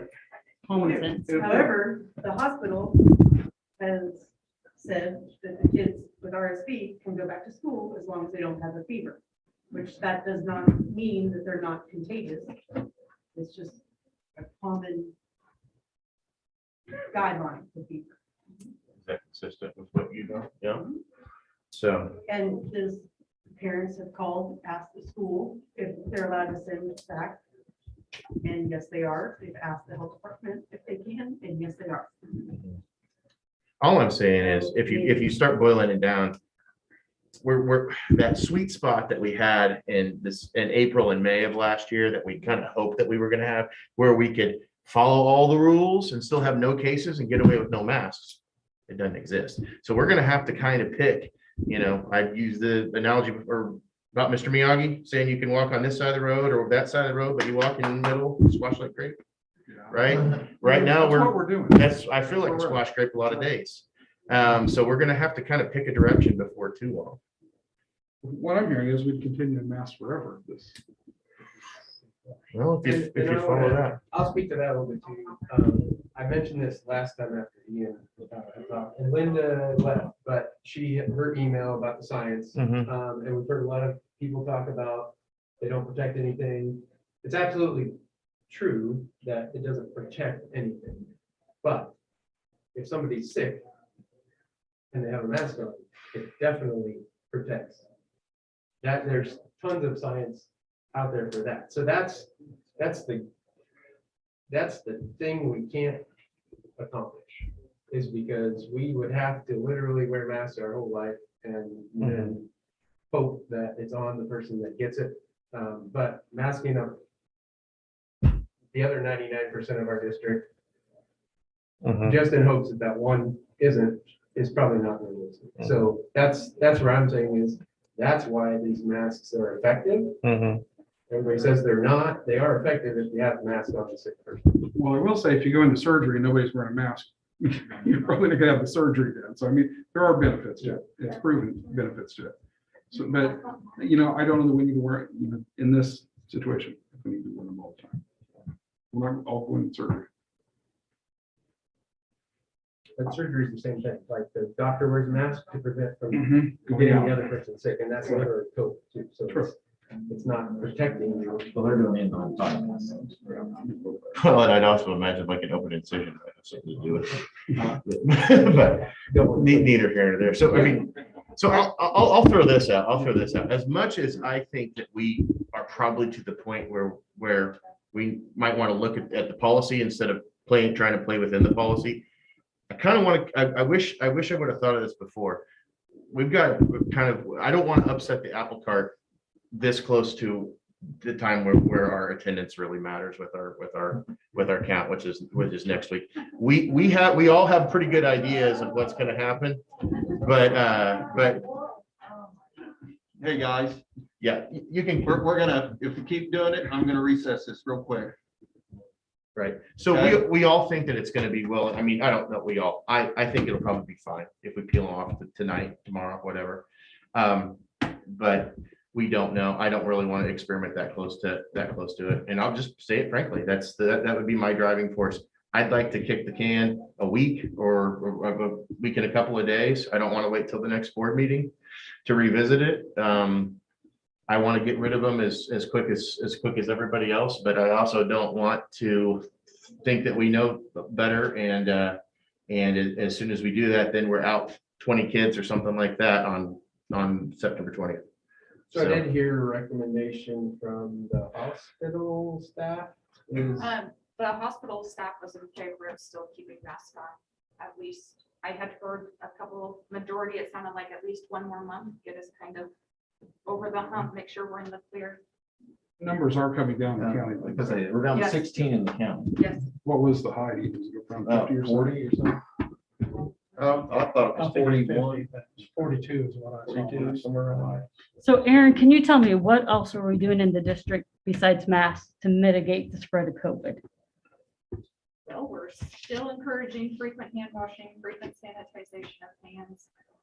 We are still spraying every night to disinfect with the electrostatic guns. We're wiping down surfaces as well. We don't have water fountains. We don't have water fountains. There are water bottle filling stations. So you don't have the gating criteria on here. If we just went strictly off our gating criteria. Where would we be? Green. Yes. Would it be green? I did want to point out to, looking at just data, we've had 42 positive cases in the district this year. We've had 9 positives of those 42 that can possibly be traced back to close contacts in the school. So I guess what that says, and that's sports, that's lunch, that's anything. So less than 25% of the cases that have been in our school district this year can be traced to school transmission. So I'm just throwing that out. So it is coming from outside, weekends, those types of things. So Last year. we can't stop We that. can't control that. Yeah, and so we've had 9 cases in our school district that could possibly be tied to the school district. Possibly, Possibly. if they lived in a bubble It's and didn't close go anywhere contact, right. outside It- of the Put it this school. way, they were in Right. close contact that either got sent home or was on watch because of masks as a close contact at school. So that could have been. That's mostly one of our. Well, and I mean, we gotta be honest, we know that most kids aren't Right. wearing masks as soon as they leave. Yep. I mean, and they're still doing what they were gonna do. I mean, if, frankly, it's all about the funding. Yeah, it is a little bit about the funding. I mean, kids are gonna get sick, but the pragmatic interest needs to be served here. And if we're gonna do a better job of having of our full attendance in a week by continuing this for a week, then I don't mind doing it. You want to come back right after that? Yeah, I'm all about taking the policy on and saying that we don't disallow asymptomatic kids from being in the building. I mean, I feel that strongly about it. I just think that we got a hump to get over, and we're a week out from getting over it. I mean, it's not gonna be the end of the world, but we're gonna feel pretty dumb if in a few days, we've got a bunch of sick kids this close because we couldn't wait one more week. I do have a question about the school attendance Mhm. thing. So we can't count those kids at all if they're out sick? There are some limitations that would allow for some of that, sure. I Yeah, was the gonna say attendance there- is about the days before and the day after. Isn't there a recount or something? You have another opportunity to. No, you can, so if a kid's not there exactly on the 20th, but they were there before the 20th, and let's say if they show up the 22nd, you're fine. And they'll look at that number, actually, they'll look at that number up to the end of the month. Even if they're sick, I mean. doesn't Well, seem- if they're, Right, it's. if we that's take how the, they measure. if we take the It's mask attendance. away and they gotta be home for 10, 12 days, that's what you're getting That at, makes no right? sense to me either, What's that? that. That the full-time equivalency isn't the kids that are enrolled into the, No, it's attendance day. It's why that's. That's what I don't It's a understand. pretty bad system, but that's it. We're really looking at butts in seats on So if whatever they're- day that If is. they're here before the 20th, and let's say they're not here on the 20th, then as long as they show up again before I believe it's the end of the month. Wow. Did they just have to walk in the door and walk back out? I mean, Now what, they have to attend at school. can we quarantine them somewhere within the building? I mean, it seems like there should be a way to work through. We're talking 1 or 2 There students. might be some ways to work around that, up to a limited amount, because if you remember, the legislature put a really big clamp on remote learning. Right. I suppose if a student is remote learning and they only get a maximum of 40 hours of it. That's for the year. I think That's for the year. Wamego just had a quarantine classroom, right? So I don't know what Wamego did, but 40 hours, if they are doing remote, then they're actually you can count them as in attendance that day. Well, that looks like the way to handle the situation. Now, I wouldn't say we're gonna do remote like we did last year. We wouldn't be zooming everybody in and out and I think having we're our talking teachers teach 3 a handful of platforms. students is who we're talking about. Just a handful of You're students probably in this. Well, timeframe. how much we change the policy? Well, that's just it. If we peel it off, if we peel the mask off, then we better darn well change our quarantine policy. Otherwise, we're right back to where we were, and it could be 100 kids in a week. I mean, it shops right back up. That would be absolutely devastating. Well, here's another statistic that's here from our data, but I'm not going by Yeah. anything else, but our data, 224 kids were sent home as a quarantine prior to masks. Mhm. So this was normal school, 9 positive, at the 4% transmission. Right. Of the people that were close contacts, not the whole district, 4% of those kids got sick. So, 96% didn't. right, exactly. That's what I'm saying is there were a lot of healthy kids at home, even without And they masks. may not have gotten it at school either. But then to add on to that, the masking from last year, 331 kids were sent home during our mask to mask. And four tested positive. So that was 1.2%. So we're talking 3%, less than 3% difference between what we've done with masks and what we've done without masks. So just throwing these stats out so that way we have our data to go by, not. Yep. You know, but last year at this time, when somebody came down with COVID or, and they were in the classroom, everybody went home. We didn't have the choice of, oh, you can come back if you wear masks. Well, within 6 feet. Well, it was still the same rule. We didn't have the mask to mask. We didn't have the mask to mask. But a year ago, we thought you were gonna die if you got COVID. Well- So I mean, there's ways to treat it now that we haven't had before too. It is more like the flu with the treatments that are available, so. So if we're gonna quarantine for the flu, then that's the same thing. We are. So. Yeah. And then one other piece of data, just so we're all clear, is we did develop a vaccinated column. So the KDHE says, basically, if you're vaccinated, you don't have to quarantine if you're exposed. Simple as that, like you continue on. So we've had 44 of those to date. And 44 kids vaccinated. 44 exposures. So those kids that were vaccinated got exposed to somebody who had, right? And Exposed. did not have a quarantine. And did Right. not, yes, continued on, yes, and 3 positive, so that's 6.8%. So it's hard to put all that data together, but basically we've got vaccinated kids still able to getting it, and 4 teachers that were vaccinated that got it too. So they're just throwing those numbers out so we're all clear on, do we want to proceed with treating vaccinated different than non-vaccinated, whatever. Yeah, because that type of thing. shows that the vaccinated people are more likely as far as percentages. You could take it that way. I I mean, mean, it's 2% I mean, difference, that's but in it's such a our- small set that we It's a can't small really sample guarantee it, size. but yes, on paper, right now, it looks like. Well, you really need another bucket of those that have already been infected, right? So they have natural immunity. Right. But The ones from last year. But if we're still following the KDHE rules, that's a question I haven't asked before. If you, let's say you were diagnosed, I don't know, over the summer with COVID, right? And there's like, Tested positive? there's proof that you were positive, and you get exposed to a positive case in school, and they weren't wearing a mask or something like that. Do you still quarantine? Right now, it's 6 months out. Okay, so you don't have, so there is a grace period after you've been diagnosed. Yes. Okay. And it has been. That's been part of it, okay. Yeah, it's kind of very. It used to be 90 days, so Yes. they've changed it Okay. to 6 It went months. from like And I think they'll continue to lengthen it out, because I think the data is Three suggesting about that it. it usually lasts They're longer. saying they don't have a time limit right now. So Aaron, I don't know if I'm asking too much, but do you know of any COVID infections from last year that have gotten it again?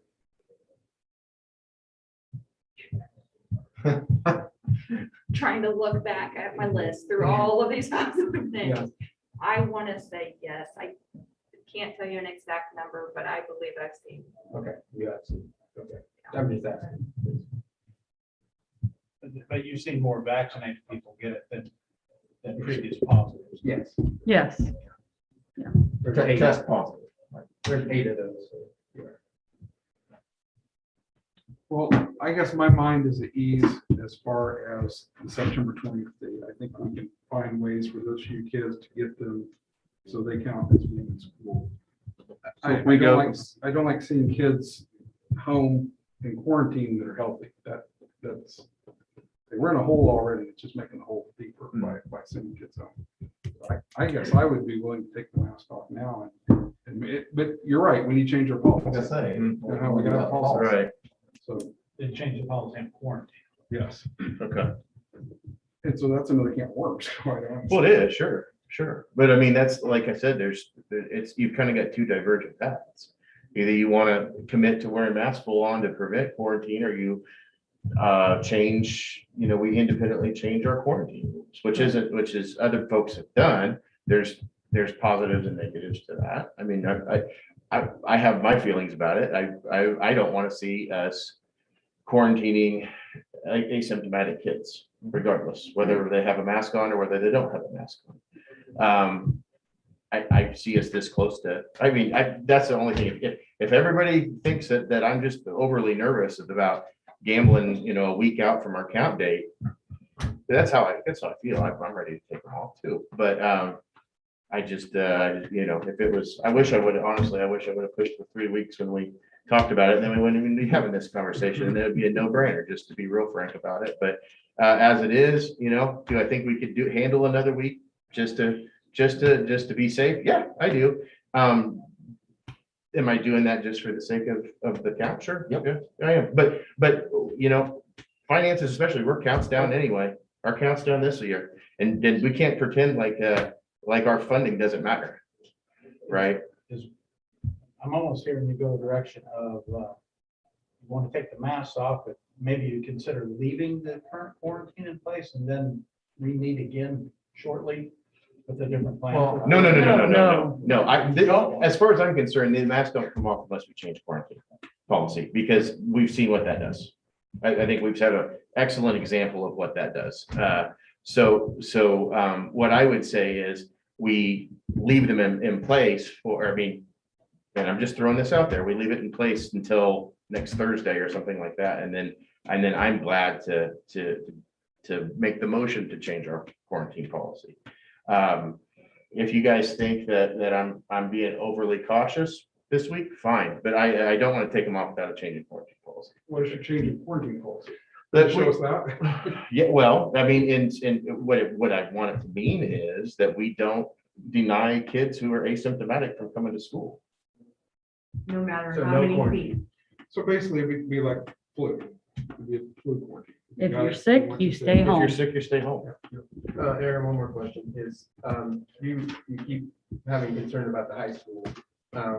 Was that related to an in-class issue? Or was that related to an activities issue that caused? Or can you even identify that?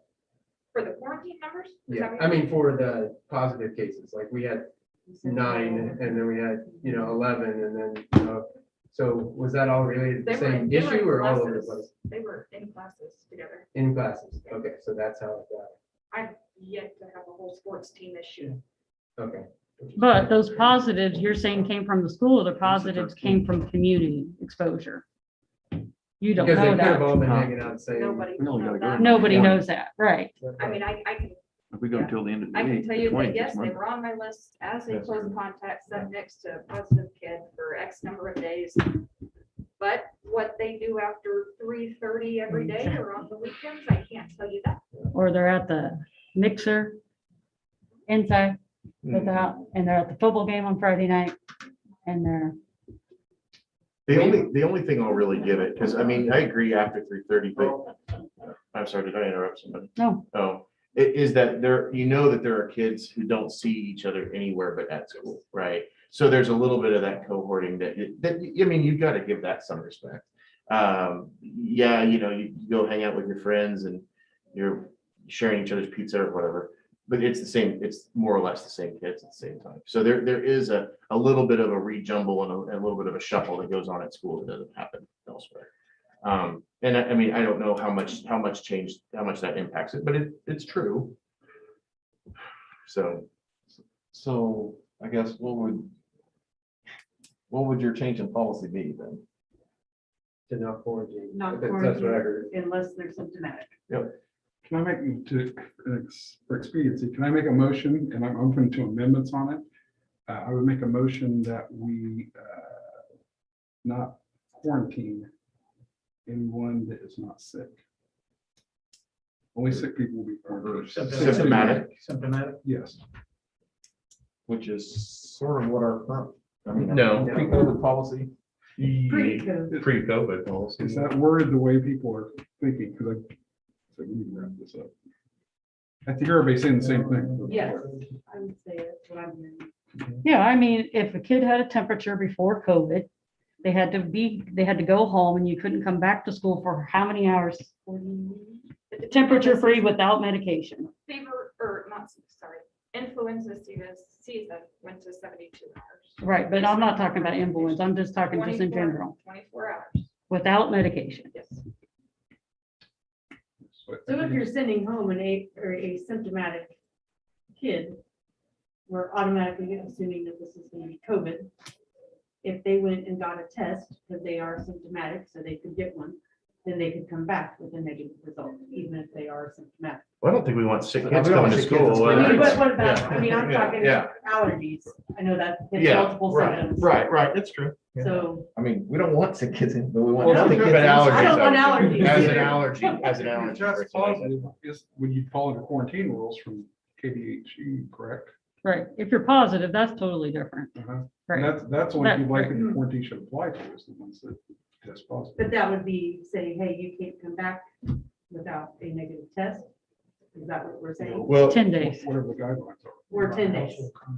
I guess before we even get out that far in the weeds, I mean, what does the board think about ignoring a close contact and letting an asymptomatic close contact come to school without any other precautions? Because that's really the Yeah. the radical Because change that's in a there, healthy right? kid.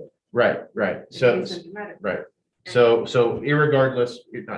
regardless of whether or not they're a close contact, an asymptomatic student is allowed to come to school.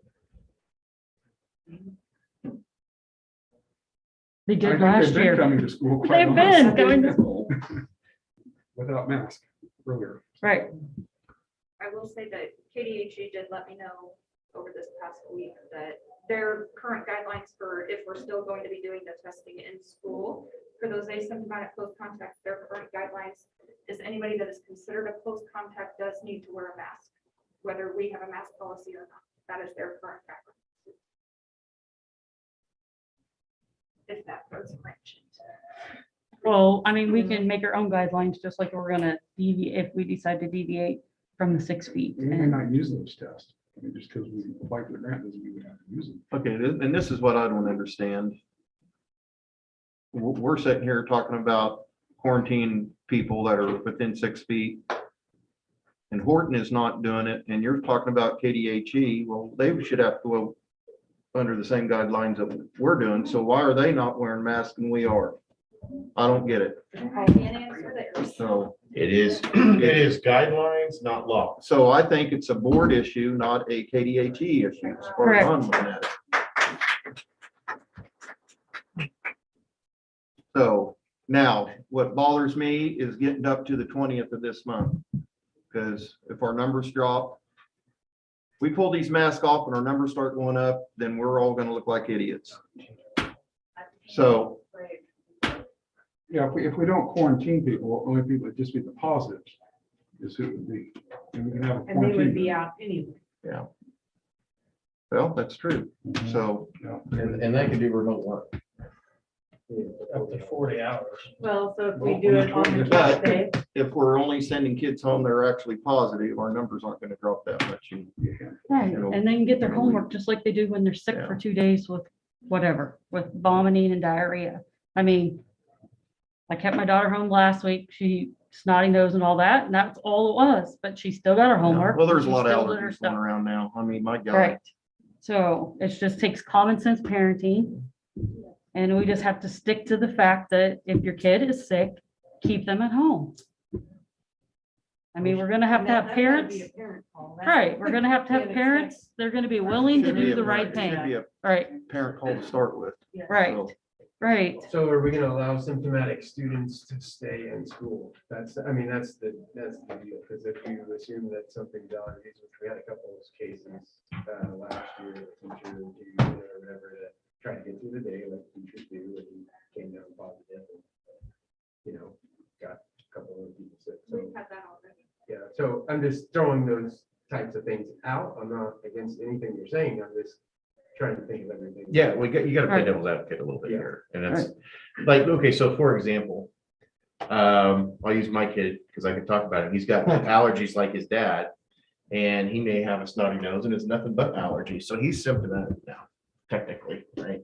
So do we send him home? Can we say that he can get the test, but then in order to use that test, he's got to be masked because he is symptomatic?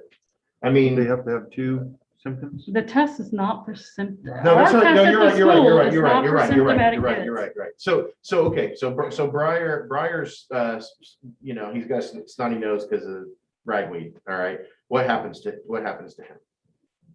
Isn't it two? I was thinking it's 2 symptoms.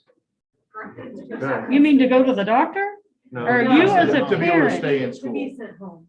I mean, Well- I guess if we're looking at changing policies, then that would be something that would need to be. Because we wouldn't be using the test on him The question anyway, is, so it wouldn't be the. Are you just gonna the send a condition. kid home for 2 or 1? Symptoms. Supposed to be 2. Currently, it's 2 symptoms. 2 symptoms, okay. Well, runny nose. Okay, okay. So if they get, let's say, because you can run a fever with allergies too.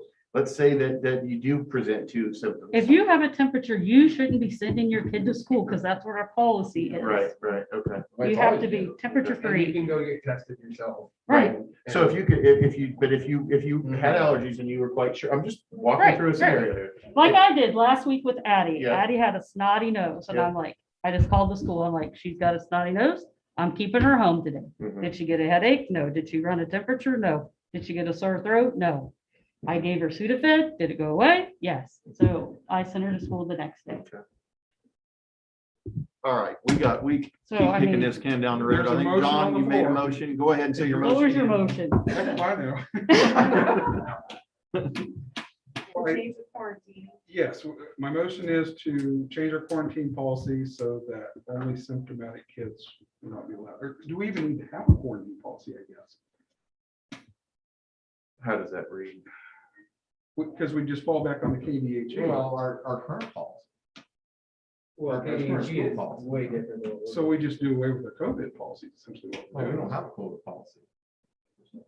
Yeah, we do. Yes, we do. Follow It's in that KDHE return. guidelines. KDHE Oh, guidelines. return to learn Adopted plan. Okay, gotcha. So Return to learn. your motion is We have to to, modify our return to learn. and do away with masks now? Yeah. Okay, so say your whole motion, and because I think Andreas seconded it. So- Let's Yes, So say, why would we would I have want help to with it here, what we're thinking. amend our return to learn plan I Yeah. think that's what we have to do. quite Yes, honestly. we would need So I to. guess my motion is to do and that. kind of revert back to our, No, actually, because it says you may, the board may institute things like mask mandates. That's all it says. It doesn't say it will. Actually, we don't have to change it. We can change, get rid of and we have just that. chosen to follow KDHE guidelines. No, that does say in there that we will follow KDH guidelines. So we're gonna KDHE move away guidelines from We that. will need to change that. Yeah, And kind of revert back to our pre-existing Yeah. policy. Yeah, we would need to change. that's my motion. Sticking to it. I'll second it. Would you be willing, would you be willing to stick to that motion and make it effective on the 23rd instead of tomorrow? I hear what you're saying, but I think even the peanut gallery, if we're making this big radical change, can handle one more week. I just don't know that it's necessary because we're talking about a handful of most Okay. students, and I think we can. well, here's the deal. If we change it, it isn't gonna matter today or tonight versus next Thursday. If our numbers go up, we know we made the wrong call, guys. Simple said and done. If our numbers stay the same or go down, then we made the right call. Is that fair? So I was all for wearing them until the end of the month, but I mean, the policy that you're talking about, or the change of policy is what I want to do. And I think the Yeah, numbers let's- are. We're That's this my close. motion, I guess, is the policy, and then we'll talk about taking the mask off in another motion. Would that be fair? Yeah, I think it's cleaner to have two. Okay, so make your, Let's do it. and then we're done. Which one are you gonna do first? My motion is in regards to the the return to learn, the quarantine policy will revert back to what we were prior to, Pre-COVID. pre-COVID. But we have to make a COVID exception because COVID is a different illness than what you deal with every day. So I would amend that and say that it needs to be 2 symptoms Well, isn't that the way the existing policy was before? There's no, Yeah. Well, like the There was. sickness, the illness policy, right, just the but we overall. need The to code is too. add in COVID-2 symptoms. All he's stating is that we ain't gonna have a mask to mask and. there's I get gonna be that, the but you six- have to specify. Two There's symptoms another and you're gonna illness be out sent there. home. Yeah. 2 symptoms. And that's in our. Still gonna existing- stay the same. It's in our previous. Two policy. symptoms get sent home unless you produce a negative test or something, you know, like that. That's That would what I go, was. I think what you're saying. I'll amend that, yes. Can you restate the whole thing? Because No, you can't. We've asked him that 10 times. Levi, Garrett, what is he saying, Levi? What's that? What is he saying, Levi?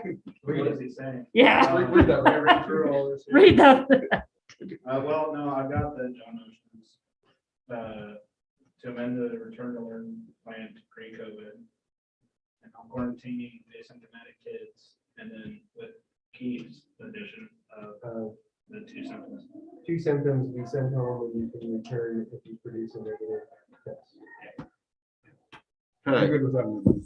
all right. I was second by the. Okay, we have a motion and a second. I'm afraid to say it. Any other comments? Okay, all, I have a question. Am I supposed to check with all these kids that would be considered close contacts to see if they are symptomatic at that point? Or how do you want to go about? Before, you mean before having them come back? It's No, up to the because we're- county to. Right, so we're not, yes, but we're not giving the list. That's Right. What I'm understanding. Right. I'm not. listing we're names. doing away with the 6 foot. contacts? I mean, I think that's a separate issue. That kind of depends on what I do tomorrow for my No, job. No, I mean on we still this. have to- I think you still have to address it, but I don't think that fits It within fits with this. this motion. Right. Okay, so hold on then. All right, so we got a motion and a second. All in favor, say aye. Aye. All opposed, same sign. Motion passed 7-0. Okay. So you guys know what you just did. You made the sirens go off. At least I think that's sirens. No kissing. I can't hear my wife yelling at me, but I can hear her siren. Okay. Second. I have another motion. Yeah, masks. I guess I would just throw ideas out, but I'll make a motion. Do you already have one on there, Levi, or not? We don't have a motion for masks. Okay, I will make a motion that we take off mask mandate. Starting tomorrow, or starting Right, effective now. now. End of the week, or not extended, because basically we. That's true. The sunsets today. It sunsets tomorrow morning at 8 a.m. Actually, so there's no, or be You no know what? action. I guess right. You know. No, there is no action So on we that. don't need a motion. That's Because gonna. we're not wearing, we We don't don't have have our to masks extend. starting. Unless we tomorrow. wouldn't take them off right now. So somebody would have to make a motion to Extend extend it. Yeah, Right. and the motion falls off tomorrow morning. Or the mandate. Can we just make our school board members?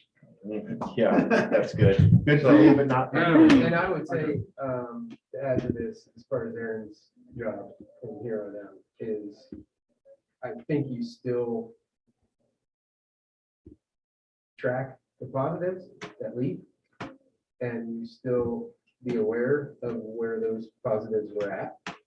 And you could still even make those kids aware that they were close contacts at that point. And then they're on high watch for something. And that would prevent. Yes. Right. So you Especially continue like- to do the same thing, we just don't send anybody home, but we. Notify their families. Notify, especially like Notify the- elementary school notify the- kids to say your kid was close to a positive. Keep your eye If on you it. have any symptoms, keep your kid at home Yes. and then test. So we'd still gather information for informational purposes, not quarantine purposes. Yes. So then, Correct. And then you let the families know so they can be on the lookout. Yeah, for sure. Just like you would The thing- normally. We're not trying to pretend it sending doesn't people exist. home, Right. It's- would the families have the option of doing the rapid test? If mom says, that's great, I'm glad you let me know, can Susie Q still get a test just to help us keep track of it? Right, Sure, right, but it doesn't affect where they come to school. right. Yeah. And they're gonna be But- asymptomatic. But hang on. So there's a catch with the grant, right? That they, if they did that, if they decided to take, if they were a close contact that was asymptomatic, mom would feel better if little Susie gets her test. Does she have to wear a mask at school that day, You got it. but it, That's wait, no, I thought that was a thing for the grant. Part of the grant. It's still just a guideline? Okay, okay. Correct. How Then it was given just to me. pointing it out, I thought that was one of the caveats. All right, so we got a motion. We don't. No, we don't have. No. Oh, that's right, we don't. Just let it Okay. expire. All right. And as far as her continuing to look at close contacts and notify family, that's not a vote or anything, that's just, Just part of your job. yeah. So, hey, I want this to end as bad as anybody, Absolutely. okay? So, anyway, with that said, Yeah. let's move on. Yeah. Well, I will say that this is gonna be a long-term deal, so we're gonna have to deal with it. Thank you, Aaron. Okay, item L, Thank district, you. thank you. District project. I don't know, is Chris here? Chris? He was here. He might have gone home.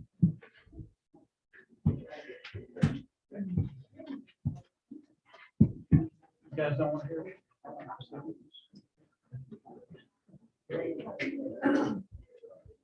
This is nasty.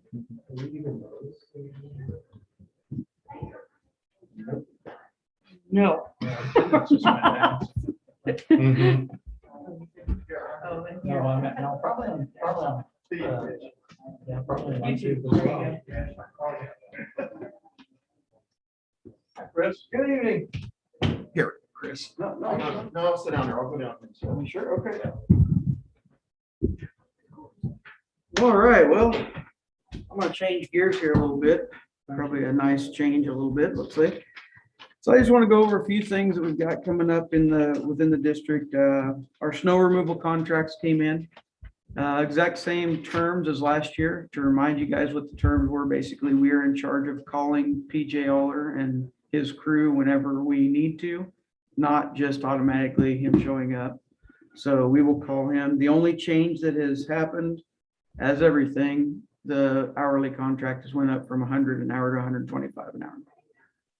So that's the only change, as far as he will be responsible for cleaning the big parts. We will still do the sidewalks. We will still do the ice, the spraying, things like that. Basically, we also try to manage anything. Last year, 2 inches of snow or a little more, the white truck won't push it. So if we have a big snow, we pretty much have to have him come help do it anyway. So $125 per machine. no, total. Okay. Wait, hold on. No, it's $125 an hour per machine. So if he has 4 machines. And he has he brings 3 machines. Okay. So, but it takes 3 hours, 3 to 4 hours. $1,000. Yeah, it's about $1,000 every time he comes to push snow. We had 3 or 4 times last year he came. Does he do salt or do? We do salt. We do salt. He can, but it's quite a bit more expensive. Yes. We get our salt through the city, and the city gives us a really good deal on it, and we've got the salt spreader on the truck. Fraction. of They it. store it for us. So yeah, we don't really, that part of it's taken care of. Literally, it's just when we have to move snow in a big hurry, or we've got, if it's real bad, we won't have school typically, but, so. I would That's- say we probably had 3 instances last year. I think we had- Didn't need them, and we used the tractor. truck. Correct. There was 6 or 7 snowstorms last year, and there was about, I would say 50% of the time we were able to do it. And then 50% of the time we had those big ones, especially if the wind blows out of the north. You guys know how the buildings are. They drift. John can contest to using a skid loader to pull snow clear out of a door so people can Find get the in. door, yeah. Yeah, Find the door. define the door. So, it just depends on how things fall. So that's an update on the snow contract. And our favorite one, Vine and Track. I have given you Oh, a document. what's that? I've given them. Oh, a okay. document to look at, so I don't know. So here, Lonnie and I, you guys tasked Lonnie and I to get a hold of Rick Edinger at Vine and Track, who's the vice president of operations. And I believe in your board docs, there is maybe an email. Is that what you sent? No, it's actual quote. Quote, okay, so the quote's in there. So basically, what they said was there's no guarantees that they feel that there's no guarantees that French drains on the inside and outside by themselves would take care of the problem. What they are suggesting now, after Lonnie talked with them, and I was in their witness to this phone conversation, they feel that the French drains, they couldn't give us an answer that first day, but then they came back after about a week or so and said that the French drains would not by themselves do it. They feel that we need to remove the surface and put the BS 100 on, That's which the is low end. the cheaper track that breathes, it's permeable, allows water to come through it. Yeah, Okay, so, and maybe you've already said this, I kind of got misled or got confused. Yeah, again. They initially, when this track went bad, they said it was because we need drains in. correct, Is that right? correct. Yes. That's what they said. And they said because of us not having the drains in. And then they come back and they say they're not, they don't think that by us putting the drains in. Yes, the That drains wouldn't do alone any won't, the drains alone, they do not As feel. far as need. I'm concerned, you don't need to say anymore. Okay. I think they buried themselves. The quote that you guys see there, I'll just finish that out. That BS 1000 to remove and put back in 208,000. 100, BS 100. BS 100, I'm sorry, the BSS 100. Is that the cheapest? That was They the had three- cheapest. they had Three It's tiers. the black, and it was permeable. It looks like a sponge on the bottom of it. And the stuff that we have is like a hard rubber. So basically that's kind of, yeah, it's like. a Water hard- will evaporate up out through it. Yeah. So I would say let's counter offer with $0 for them to rip off the old, put on the BS 100, and then refund us the difference between the BS 1000 that we paid and the BS 100 that would have cost. I'll second I that. will be That'd glad- be okay. Yeah, I'm gonna visit the restroom, but you guys. I will be stay. glad to communicate that. That's wonderful. And Yep. one other comment I wanted to make in this situation is if this was the Kansas State Wildcats track or KU Jayhawks track, Oh. this would have been fixed. They a long wouldn't time ago. have been, it wouldn't have been an issue. It would have been, whoops, we forgot to put epoxy down on the track, we apologize, we're gonna rip it up and put it back Do you down. think So- that just maybe they put the wrong track down to start with? I truly Or they believe, didn't put the epoxy. I have one question. I mean, do you think I mean, it's hard to tell this early, but do you think the epoxy would actually work? Yes, It appears to be. it appears to be wherever they put the epoxy, we have not had it since they fixed it. Where the epoxy's at, like lanes 1 and 2. they actually did themselves a disservice, right? Yeah, Because basically fixed they- half epoxy, half not. Yeah. Yeah. Lanes 1 and 2, since they put epoxy on lanes 1 and 2, where all the main bubbles were originally, no problems right now. Why don't we just So- pay so for the the- epoxy like we Well, did? that was our original plans, like, The we problem should have is, done epoxy and you pay the rest. and we just pay the- $400,000, They wasn't wanted it? 400,000. they wanted 400, No, because but that was no, no, paid no. for the surface. Just, We just, want- just the epoxy. They redid the surface, we pay for the epoxy. Yeah, that was their. I proposal. believe that we communicated that to them the first time, Yeah, and they but I came think we go back. back with that and say, if not, then we're gonna have That's what takes to fix to it. do legal action or something because. Well, yeah, I think you're either way, you're at the same point. And the warranty was not as good on the low end. Listen, guys, they're gonna come in here and Andrea can. They're gonna, it don't matter what we throw out there, they're gonna disagree with us and it's gonna end up that we're just gonna have to say, fine, we're done and we do our own thing. So I will give that counter proposal. If you like, I will. Ain't gonna cost us anything, we're on Certainly that. give that counter proposal. So how do we go from here? Basically, Lonnie's gonna get in touch with them and just what Ian said. that- No, but you're saying they're gonna just. If we, They're they're gonna force They're us. gonna gonna say, no, thank you. Oh. We're Well, basically okay, forcing their hand to say no. Fine, well, you know what? Why aren't we They utilizing want to keep legal paying for it representation? as long as we keep paying. Mhm. Why don't we have legal representation at this point? I mean, we're just back We and forth. can and do we're not that. We're getting prepared to do that. I've talked with our attorneys about that. I think to me, that's the next step. Because, This I is mean, back and there's- forth. Because I'm not an original attorney, but offer there's goes a- to you applied had to- Right. Well, let them, I You mean, have to have a usable if track. that's a deal, if that sounds like a good deal to everybody, is they replace No, it for no. free and then refund the difference, let them say no to that first. Guys, here's the whole key. And then- They told us that we needed to drain, the crack went back because we didn't have the drains. Now they're coming back and saying that would not help at all. But we'll come in and we'll charge you 208,000 to rip up the old track and put in a different one. Plus- They laid it out there on the line for us. Plus drains. So I They guess- would want us to put drains in as well. They just The drains stated aren't they the didn't problem. think. They would work. said by themselves, drains by themselves would not work. Is what they're saying. They want drains in and a different surface. That is what their recommendation is. Drain is not gonna do it. I think we have, I was gonna say, I think we have enough information anyway that it's not. All right, I guess I kind of remember this happening at the middle school when the concrete was poured, the tile wouldn't stay down. And it was probably 5-6 years before they could get the tile to stay down in the locker room, in the kitchen. Before it was cured. Yeah, Yeah. there was still just moisture breathing up out of there. So it may take 5 years for that. So timeline. We're not gonna have a track for. We're not gonna have a track. Till the end of this, so Let's go. I'm asking knowledgeable people that know how this works. If we're 2 years out on a legal settlement, we don't have a track in the meantime, we can't touch it, right? It's part of the legal. Yeah. I mean, we can't fix it, we You can't, no. can't go to another company and say, rip it up, put something else on, and we'll have them pay for it. We're just gonna sit without a track for 2 years. We've got 2 good lanes down there. 3. No, you got 2 half good lanes. Yeah, just one corner, one corner.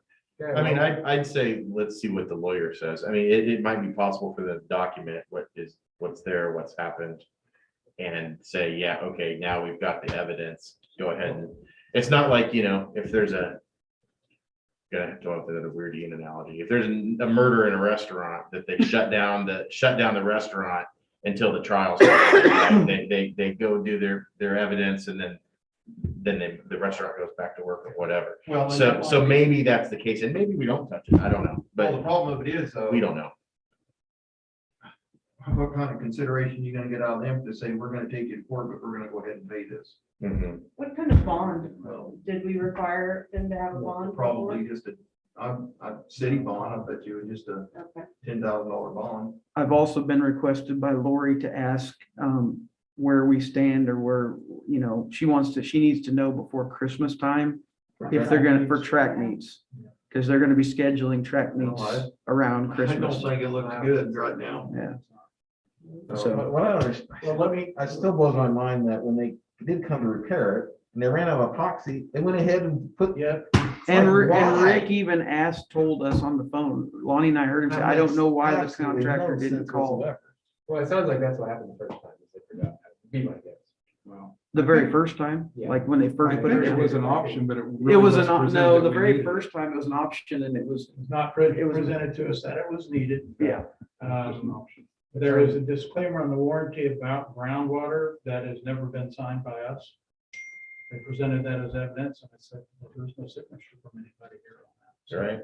well, the thing that really blew my mind more than anything is when they said, we're not gonna do any warranty work right now, we're just gonna do business. Not their attorney, it was their, No, them, so themselves. they- Yeah, it was their track And then when he inspector. came here in December, now let's figure this out, guys. This is last December when he came here.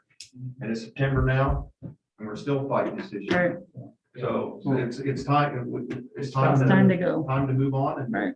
get it done. What's frustrating is they were the professionals and we trusted them that what the product they were gonna put down would bond to the concrete and it just hasn't. We trusted them. So at this point in time, it sounds like you're directing me to go ahead and I'll make sure I have the verbiage correct and throw that offer their way, which they likely will say no to. And then go ahead and proceed with legal remedy. Right, It's not an action item, just go ahead and do that. right. And my last thing on the list is our HVAC system. As you guys all know, some of you were on the board in 2016. I'll try to keep this as short as I can. 2016, we put in VRF System, which is made by Daikin, and we put in Train, the units on the bond issue. I had notification in June that all of the hardware that controls that is end of life. It's what? End of life. It's basically, if you think about it like layman's terms, like a computer. Your computer has no longer, like Windows XP today. We have support. So no basically, the support, system no. that we put in 16 Yeah, was a 5-year system. pretty much. And they said that they would recommend every 5 years updating it. So this is now what does that mean for us? So we're looking into, I'm looking into the options. I will have a more detailed report in October for you guys. The preliminary is, The board told this back. no. No, The preliminary is new hardware that controls, okay, now I want to try to explain it to you as quick as I can and as easy as I can. There's 3 parts to this. There's the system. Think of it like computers at your house. There is a computer system that allows me to adjust all the buildings. That's one. There is a computer system that talks from the upstairs units to their control unit in the building. That's 2. And then there are the thermostat sensors that talk to all of it as well. That's 3. So there's 3 systems. And the first one is the building management system. And that is what allows me to control from my iPad. Now, the reason that I feel that we need to move on this quickly is a couple of reasons. Number one, gas prices, as we know, are going up.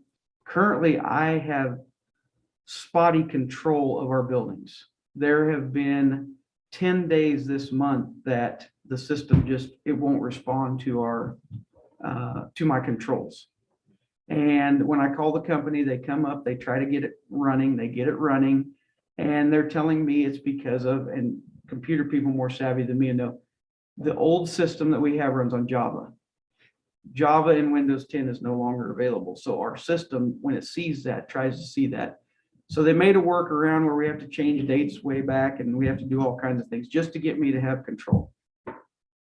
Number 2, I can't schedule. Scheduling is what the big important thing here that I'm trying to get through wintertime here. Scheduling allows me to cut back when we're not in school.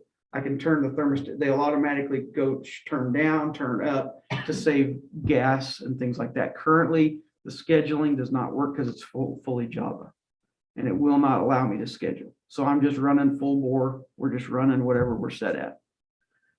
So all of Can you our, go to building to building and turn it down? I have to go room to room. So your And staff could I'm spending at the elementary school 2 hours a day up and down. in the wintertime when it's cold. Yeah. You have to do that from your. And I have to do it from my iPad and I can't update my iPad because if I update my iPad, the next time it updates, it won't work. So Okay, so is this hardware and software? it is a cloud-based system. So eliminates the on-prem? Yeah, yeah, there will be one server that they will provide for that. So they have to have a server that on site that sits there that runs all the buildings. And then my iPad ties to that server. It would be overbid. Bid law. Yeah, You you're would probably. think that when we bought them units back in 16, commercial grade unit like that, wouldn't you think that they would have more, I mean, at least. This is the controller. This is controls, not units. Okay. Now, But another even the thing, control, that's only 5 years ago. but according to the companies, every 5 years you need to update your BMS system. It's just computers go outdated. They're basically, think of your house, there's like 175 houses that I'm controlling with one unit. But, and of course, P1 is the company that we work with, and they do have that, they are saying that, but I do know other individuals in that in that field of building control systems, they say it is accurate 5 years. Of course, they're also willing to come and take a look at it and give us their thoughts and their prices as well. Is that what P1, that we paid P1 for this last month, over $5,000? What was that for? Oh, that was for boiler repairs, that was for pumps, that was for pretty much anything. Basically, these high dollar pumps that are on our boilers are going bad. And there was 4 of them we've had to replace in the last 3 months. And How old were they? they're anywhere from 1,800 to 2,000 a How pop. old were they? 16. Okay. They were all part of that? 2016? Which evidently. there's Middle only school. one Middle year's school's span got on the- something. Yeah, so realistically, let's go, realistically, in all the years I've worked in commercial buildings, 10 years is the max on the equipment, on the unit.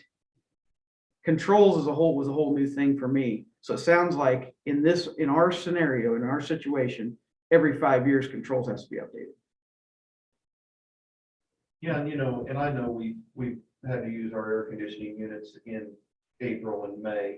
Yeah. But, I mean, you think about it, most of the time it's all, September.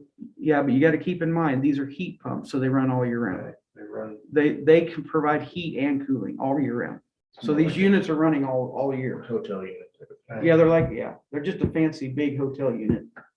I'm sorry, I don't got, what's the cost of that? We're still getting, we don't know. I know just the minimal talks, Okay, it'd be overbid law. well, are we gonna have enough time to? They're telling me lead time 6 to 8 weeks on parts.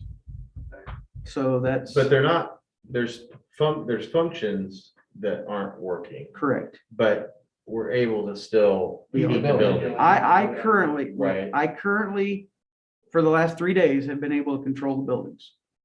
Now, basically what happens is if it goes down, but I cannot schedule. That's the thing that I'm worried about with heating and cooling when it gets Understand. cold. But yes, we are okay. When the units come down, they do charge us if they have to come up. If they have to come, controls 120 an hour for them to come up. They won't, and even if they dial in, we have P1. Is there another company that does this? There are a couple. There are a couple, yeah, I know. I know Maybe we one. need to start talking to them. I have. Good money. I will continue. Probably, what we need to be doing is looking at, getting some specs and some. Yeah. Yeah. I'm certainly not saying. I'd say we don't do it. going I'm forward, just- you just need to make this part of our planned capital outlay that every 5 years we're gonna have to Yeah. update the controls. Yeah, it sounds like it. Looks like updating computers in the classroom. Yeah. I mean, if you think about it, you're updating 175 servers. Every room has its own little server. Every room's got an IP address. Every room is a computer. Every room is constantly looking at these sensors in the rooms, sending it back to the server, and then I'm being able to access that on my pad. If you think about it from a computer standpoint, I have 175 computers talking to 3 servers, and then I'm controlling the 3 servers by my iPad. And maybe you just need to get the little boxes and you can program it, and this is Okay. gonna kick on at So 5 o'clock in the I got one of morning, mine and at is. 4 o'clock it's gonna kick Correct. off. and- now, one option that we have that I looked into was adding thermostats instead of sensors to the elementary school to start out with. Giving the teachers 2-degree heat, 2-degree cooling adjustment in their room. Number one, that would eliminate phone calls to me for 2 hours a day. But number two, I can set the schedules for their rooms on that thermostat. Mhm. So if the system messes up, the thermostat is doing the controls. The thermostat is is my iPad. Right. And the teacher feels like they have a little bit more control. Can you get get right back in the that? old days. Is that all doable in the system we have in the elementary though? That can be done independent of all what we're talking about. And the In each estimate of our buildings? So in you're, the high school and the elementary. so you're saying doing that instead of this system? No, Or- you still have to do the system. I'm just So saying, This would allow manual control if needed. right? If for example, the 10 days I wasn't able to control it, the teacher go, ooh, it's cold in here. They could go up to their thermostat and adjust it 2 degrees higher. But your remote system could override that? I can override it if it was working at that time. Okay. Yeah, I will have under So the, the thermostat thing would last for 20 years. yeah, it's a thermostat. It's just a thermostat.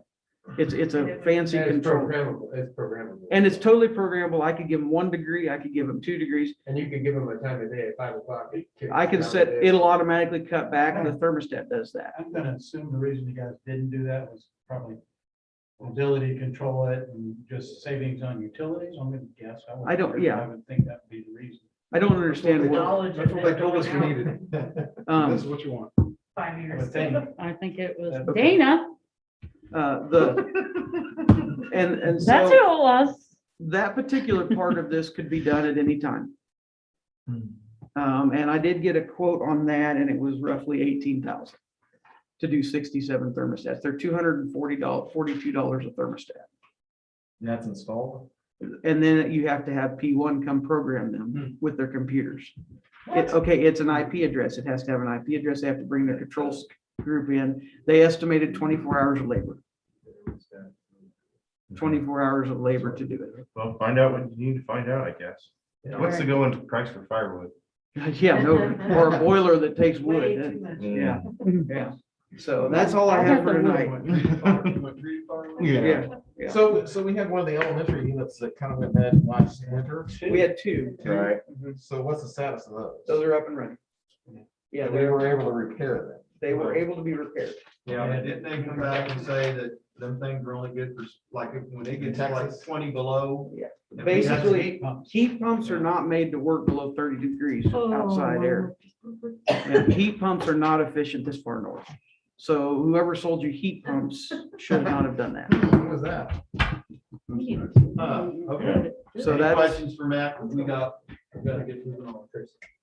Chris on geez. Oh, he did say that. he did say that, did. All right. I know. Let's go, Tom. All right. Thank you, Chris. Thank you. Yep. Man. Math. Needs fresh air. Probably not the stupidest thing I've ever done.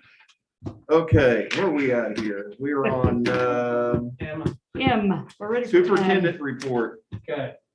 Gonna keep this pretty brief. 3 minutes. Okay. Any Numbers questions? there's enrollment numbers right now as far as the head count. As of last week, we're setting it right at 934. That's down about 19. Do you have the individual class numbers that you could send us? Yeah, we could get those. Okay, I've I would got like to see building that. numbers, but yeah. Yeah. And we knew we had a couple small classes, but. Because yeah. that one year you gave us that and we could follow them. Oh, Yeah, yeah, that the was staggered last year to year year. you So did. I Yeah, do, so I we do could that see after that the 920 small count. Yep. kindergarten. Okay. Yeah, I do that after we get our numbers. After Perfect. We do our 920, yeah. Yeah, I'll we'll be do that. quiet. Auditors were here last week. They'll return in late October for single audit for federal funds. That's a new thing. The reason, when you reach a certain threshold of spending federal funds, you automatically have to have the single audit. With ESSER funds, there you go. That happens. That's a lot more federal money than any schools have ever had before. So everybody's in that boat. So really, there's going to be two kind of audits that take place. The general one, which they're working on right now, and the single audit. In talking to them, they're looking to maybe come back and visit with you with the results of the audit in December. November's, they didn't feel like very confident they could do that, but December. So if you want, I'll make sure that Levi gets a hold of them, gives them the board date for December, and they can kind of plan on that. Mr. Mosier should be around here. They can hear us. He'll probably be right in. Yeah, there's a delay. Oh, it is. And one other thing, so I want Josh to visit with you about a kind of neat opportunity at the high school. You want to talk about unified bowling? Yeah. Okay. Yeah, it's a Keisha, it's a new Keisha group thing. They're teaming up with Special Olympics. They've started doing stuff like this the past 2-3 years now, and this is something that we at Hiawatha High School would like to adapt. For those of you who don't know what unified means, is that just a quick synopsis of it is it joins people with and without intellectual disabilities on the same team. So essentially, you have a student with non-intellectual disabilities teaming up with students that have intellectual disabilities, and they're performing a sport in unity that they can do together. And it's about forming friendships and relationships, and that's something that we view a vital, important aspect here at Hiawatha High School. So it's like intramural, or will we interleague? It's through Keisha. Okay. Keisha has adapted it, so it's essentially, so some of the rules behind it would be six competitions total. 6 competitions total. 2 of those are regional and state, and then they have 4 outside competitions before them. And so Between schools. Yeah, between schools. Yep. What season? I'm sorry. And this is bowling. This is bowling. Yep. And what the season would be, it's weird. So it starts at the end of this month. Practice would start at the end of this month, and it goes through November. Practice. The season. So the practice, the season. So it's a short season. Okay. But it starts at the end of this month, and then we'll go through November, and then it's over. So our expense would be to hire a coach. A coach, and you're looking at the coach would be a high school category 2. So it would be essentially the same as golf. So the percentage that you pay him at isn't as high as like a regular head coach for football, basketball, softball. What about the bowling alley? The bowling alley? Yeah, I've tried to. So ironically, nothing in Hiawatha seems to be open on Mondays, including the bowling alley. So when I called a couple times, it took me a while to figure that out. But yeah, so we'll get a hold of them first thing in the morning to see if they are going to charge us to use their area for practice, and for if we host something in competition. Fees, I'm assuming that I haven't done the full research behind, because it's brand new. Competition fees, if we travel somewhere, just like volleyball, we have to pay fees in order to get into a And tournament. then and none of this, you don't know any idea of how many kids be interested in this. Not yet. We haven't even put it out there for a filler. It's just something that we would like to do and test the waters with is see who and how many individuals would be interested in this. So if there's not enough interest, then we would just try it next year. Is there practice every day? Like it, No, I or mean, that's doesn't something- have to It be? doesn't have to Okay. be. Yeah. Not Pittsburgh, I know another district that does unified sports, it's not, it's not an everyday. Maybe Yeah. once or twice a week. Oh, yeah. Will be hard to find a coach. I think that will come with the whole interest level part of it. So I think we need to find out how much interest level we have into it and then look for a coach. How would we proceed, Lonnie, if we want to start the season before next meeting? Well, What it is said the it board don't start, it starts in November. It No, starts at it's the end of September. March. End of September. Before our next meeting. I think you would need to, you'd almost need to make that decision now, or you're gonna have another meeting to do it. September 27th would be the first day they're allowed to practice. Do they have to start practicing then, or could? No, you it enter has to into the be little- after. So they cannot do it before that date. But Whitney's our our- meeting won't be till the 12th or the 11th. Well, yeah. Yeah. So would it, if we waited till the 11th to get going on it, would we still be able to jump in? I guess when's their first, Well, that's the thing. If there's, I have to What reach about out and competitions? and- I don't have- They're gonna be- yeah, I would have to find those. Okay, so it sounds to me like what you need to do is go pursue Mhm. with the idea that nothing starts until till the board okays it, based on the knowledge you may very well come back and say, we only got 2 kids. Mhm. Or we couldn't get something to work out. But wait, if he's got interest and he's got 20 kids that want to do this, I don't think I want to sit here until October the 11th to say, let's not get this going. That's the date of when the first competition would be Can allowed. we call a special meeting if we have a coach in interest? And just do a separate No, I call? think. if Can't we got just enough- tell him to do it? If we've got enough kids. And we signed give up, Lonnie let's just- permission to hire the coach Yes, you could. and And if there is an interest, then it is an interest. I mean, I don't know what you guys feel This is a- comfortable with, but Do I we think need to if you set an got- upper boundary I for think like if you got at least facilities and 10 stuff kids, like it's that? worth or- it. this is part of the I don't think that'll be anti-bullying. the issue. Well, I mean, if- Right, this is gonna feed right into that. you're, Right. and I don't know who you got in mind for coaching. I can't bowl no more. Couldn't bowl any less either. But I don't know, I think it's good. You got a lot of kids in the high school right now that did that bowling league, the after Sure. school bowling.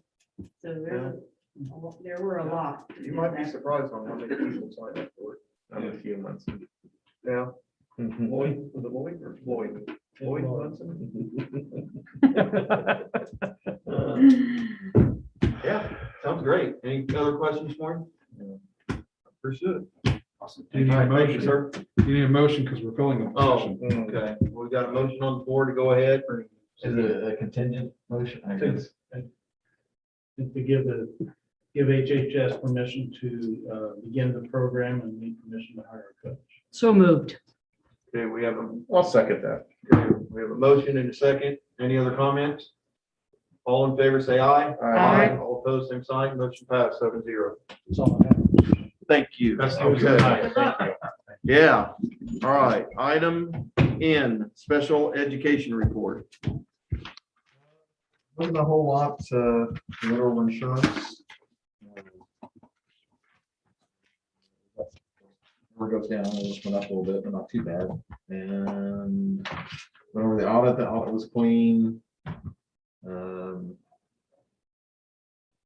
That's- Still waiting on the heating units, but I think they're gonna get those.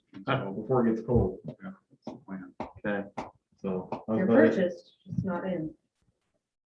And we don't think we'll need to ask money. Is that why we're on track? We don't need to ask for more money.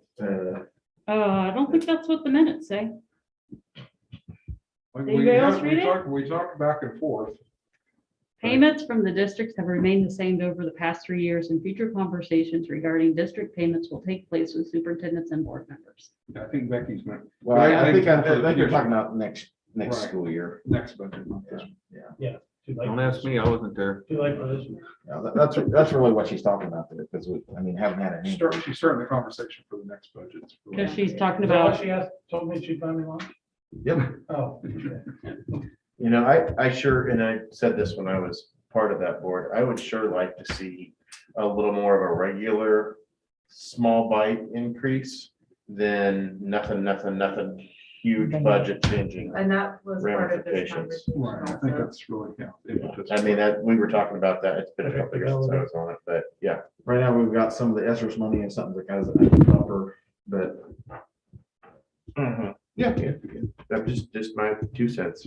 But, you know, long-term, probably gonna have to spend a little more money, Right. especially.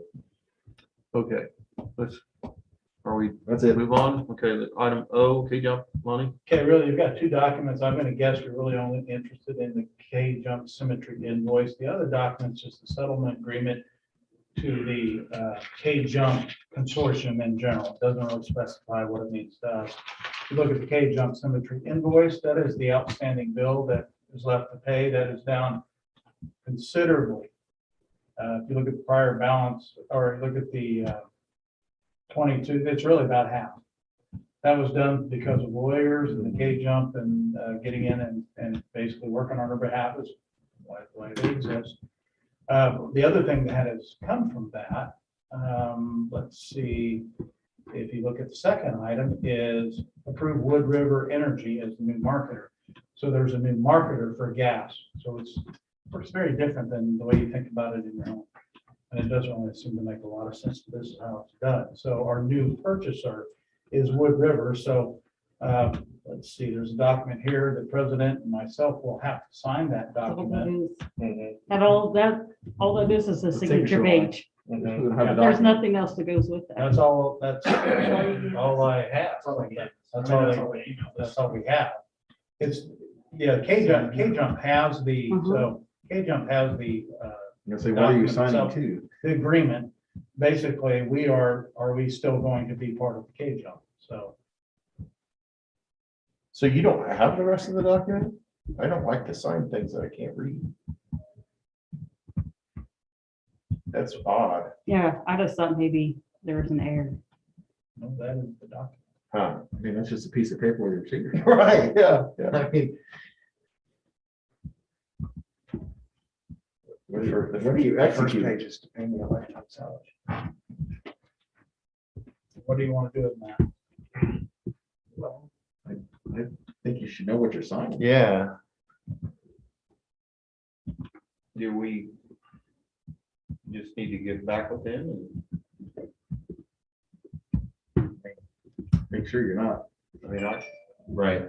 signing No, this. totally. You gotta have it. You gotta read the document before It you. says execution copy. you're giving us, you're giving us one page here to sign. All right. I'm looking for a document. Looks like it was a DocuSign. Here we go. Unless they printed it off and All stuck right. it in. Hang on. This is, no, that's the settlement document. That's not Wood River. Well, I mean, I don't know that you necessarily have to have the KSD attorney look at it, but I mean, at least know what you're signing.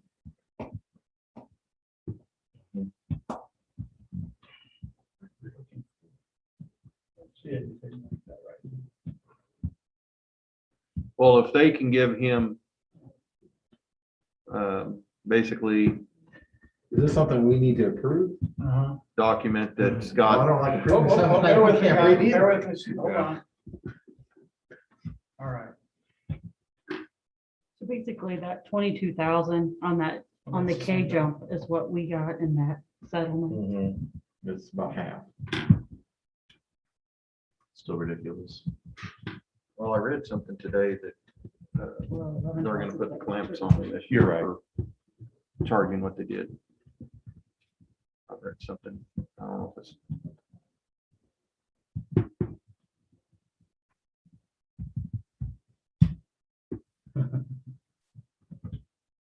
All right, I'm gonna ask if you will move on to the next thing, and can we return to this? Well, the next thing is executive session. We can do it after the executive. Well, we session. can do this one, right? Yep. We can approve the February symmetry invoice. I move we approve the February symmetry invoice. We have a second? Second. All right, we have a motion and a second. Any other discussion? All in favor, say aye. Aye. Aye. All opposed, same sign. Motion passed 7-0. Okay, how long are you gonna need for executive session? Let's go 20. All right, item Q, executive session. To discuss employer-employee negotiation, enter into executive session to discuss negotiate items as per the exception for employer/employee negotiations under KOMA. Tom, you actually skipped executive session. Oh, I'm sorry. I'm sorry to make you say that again. Okay. Hey, hang on. Item I P. move we go into executive session for 20 minutes to discuss non-elected personnel per the KOMA exemption. All right, We'll thank resume you. in this room. We have a motion, we have a second. I'll second. All right, all in favor, say aye. Aye. All opposed, same sign. Motion passed 7-0. Go in executive session for 20 minutes. Yeah, how about a 4-minute warning? Yeah. 4-minute warning. I got my key.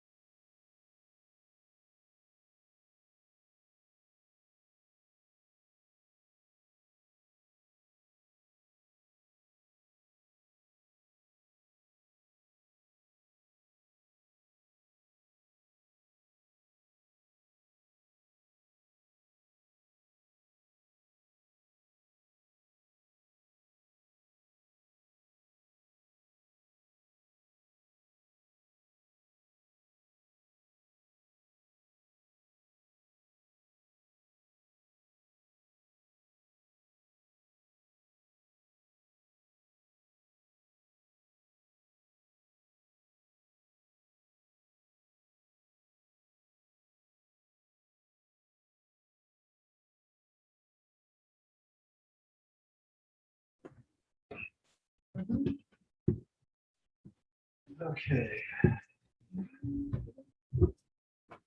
More grant. Yeah, I know about. Okay, we're in executive session for 20 minutes. There is any action following executive session? I don't believe so. No. Okay, so item Q. I need a motion to enter executive session to discuss our employee negotiations For 5 minutes? Is that- all right, for 10 minutes. That's a move. Okay, Levi, you'll have documents. for us. okay. Motion, we got a Wait. second? I'll All in second. favor, say aye. Aye. All opposed, same sign. Motion passed, 7-0. Who moved? Amy moved. No, Yeah, I you got second. Jeff and Amy. Okay. Should we have our computers so we can see what we're talking about, or? What would you suggest? No, well, actually, You have a document? yeah, why don't you bring your computers? That way you can kind of see the changes if you wouldn't mind, yes. Because the document has changes that are. in red. You what? I don't. That's what you need me to sign. Yeah.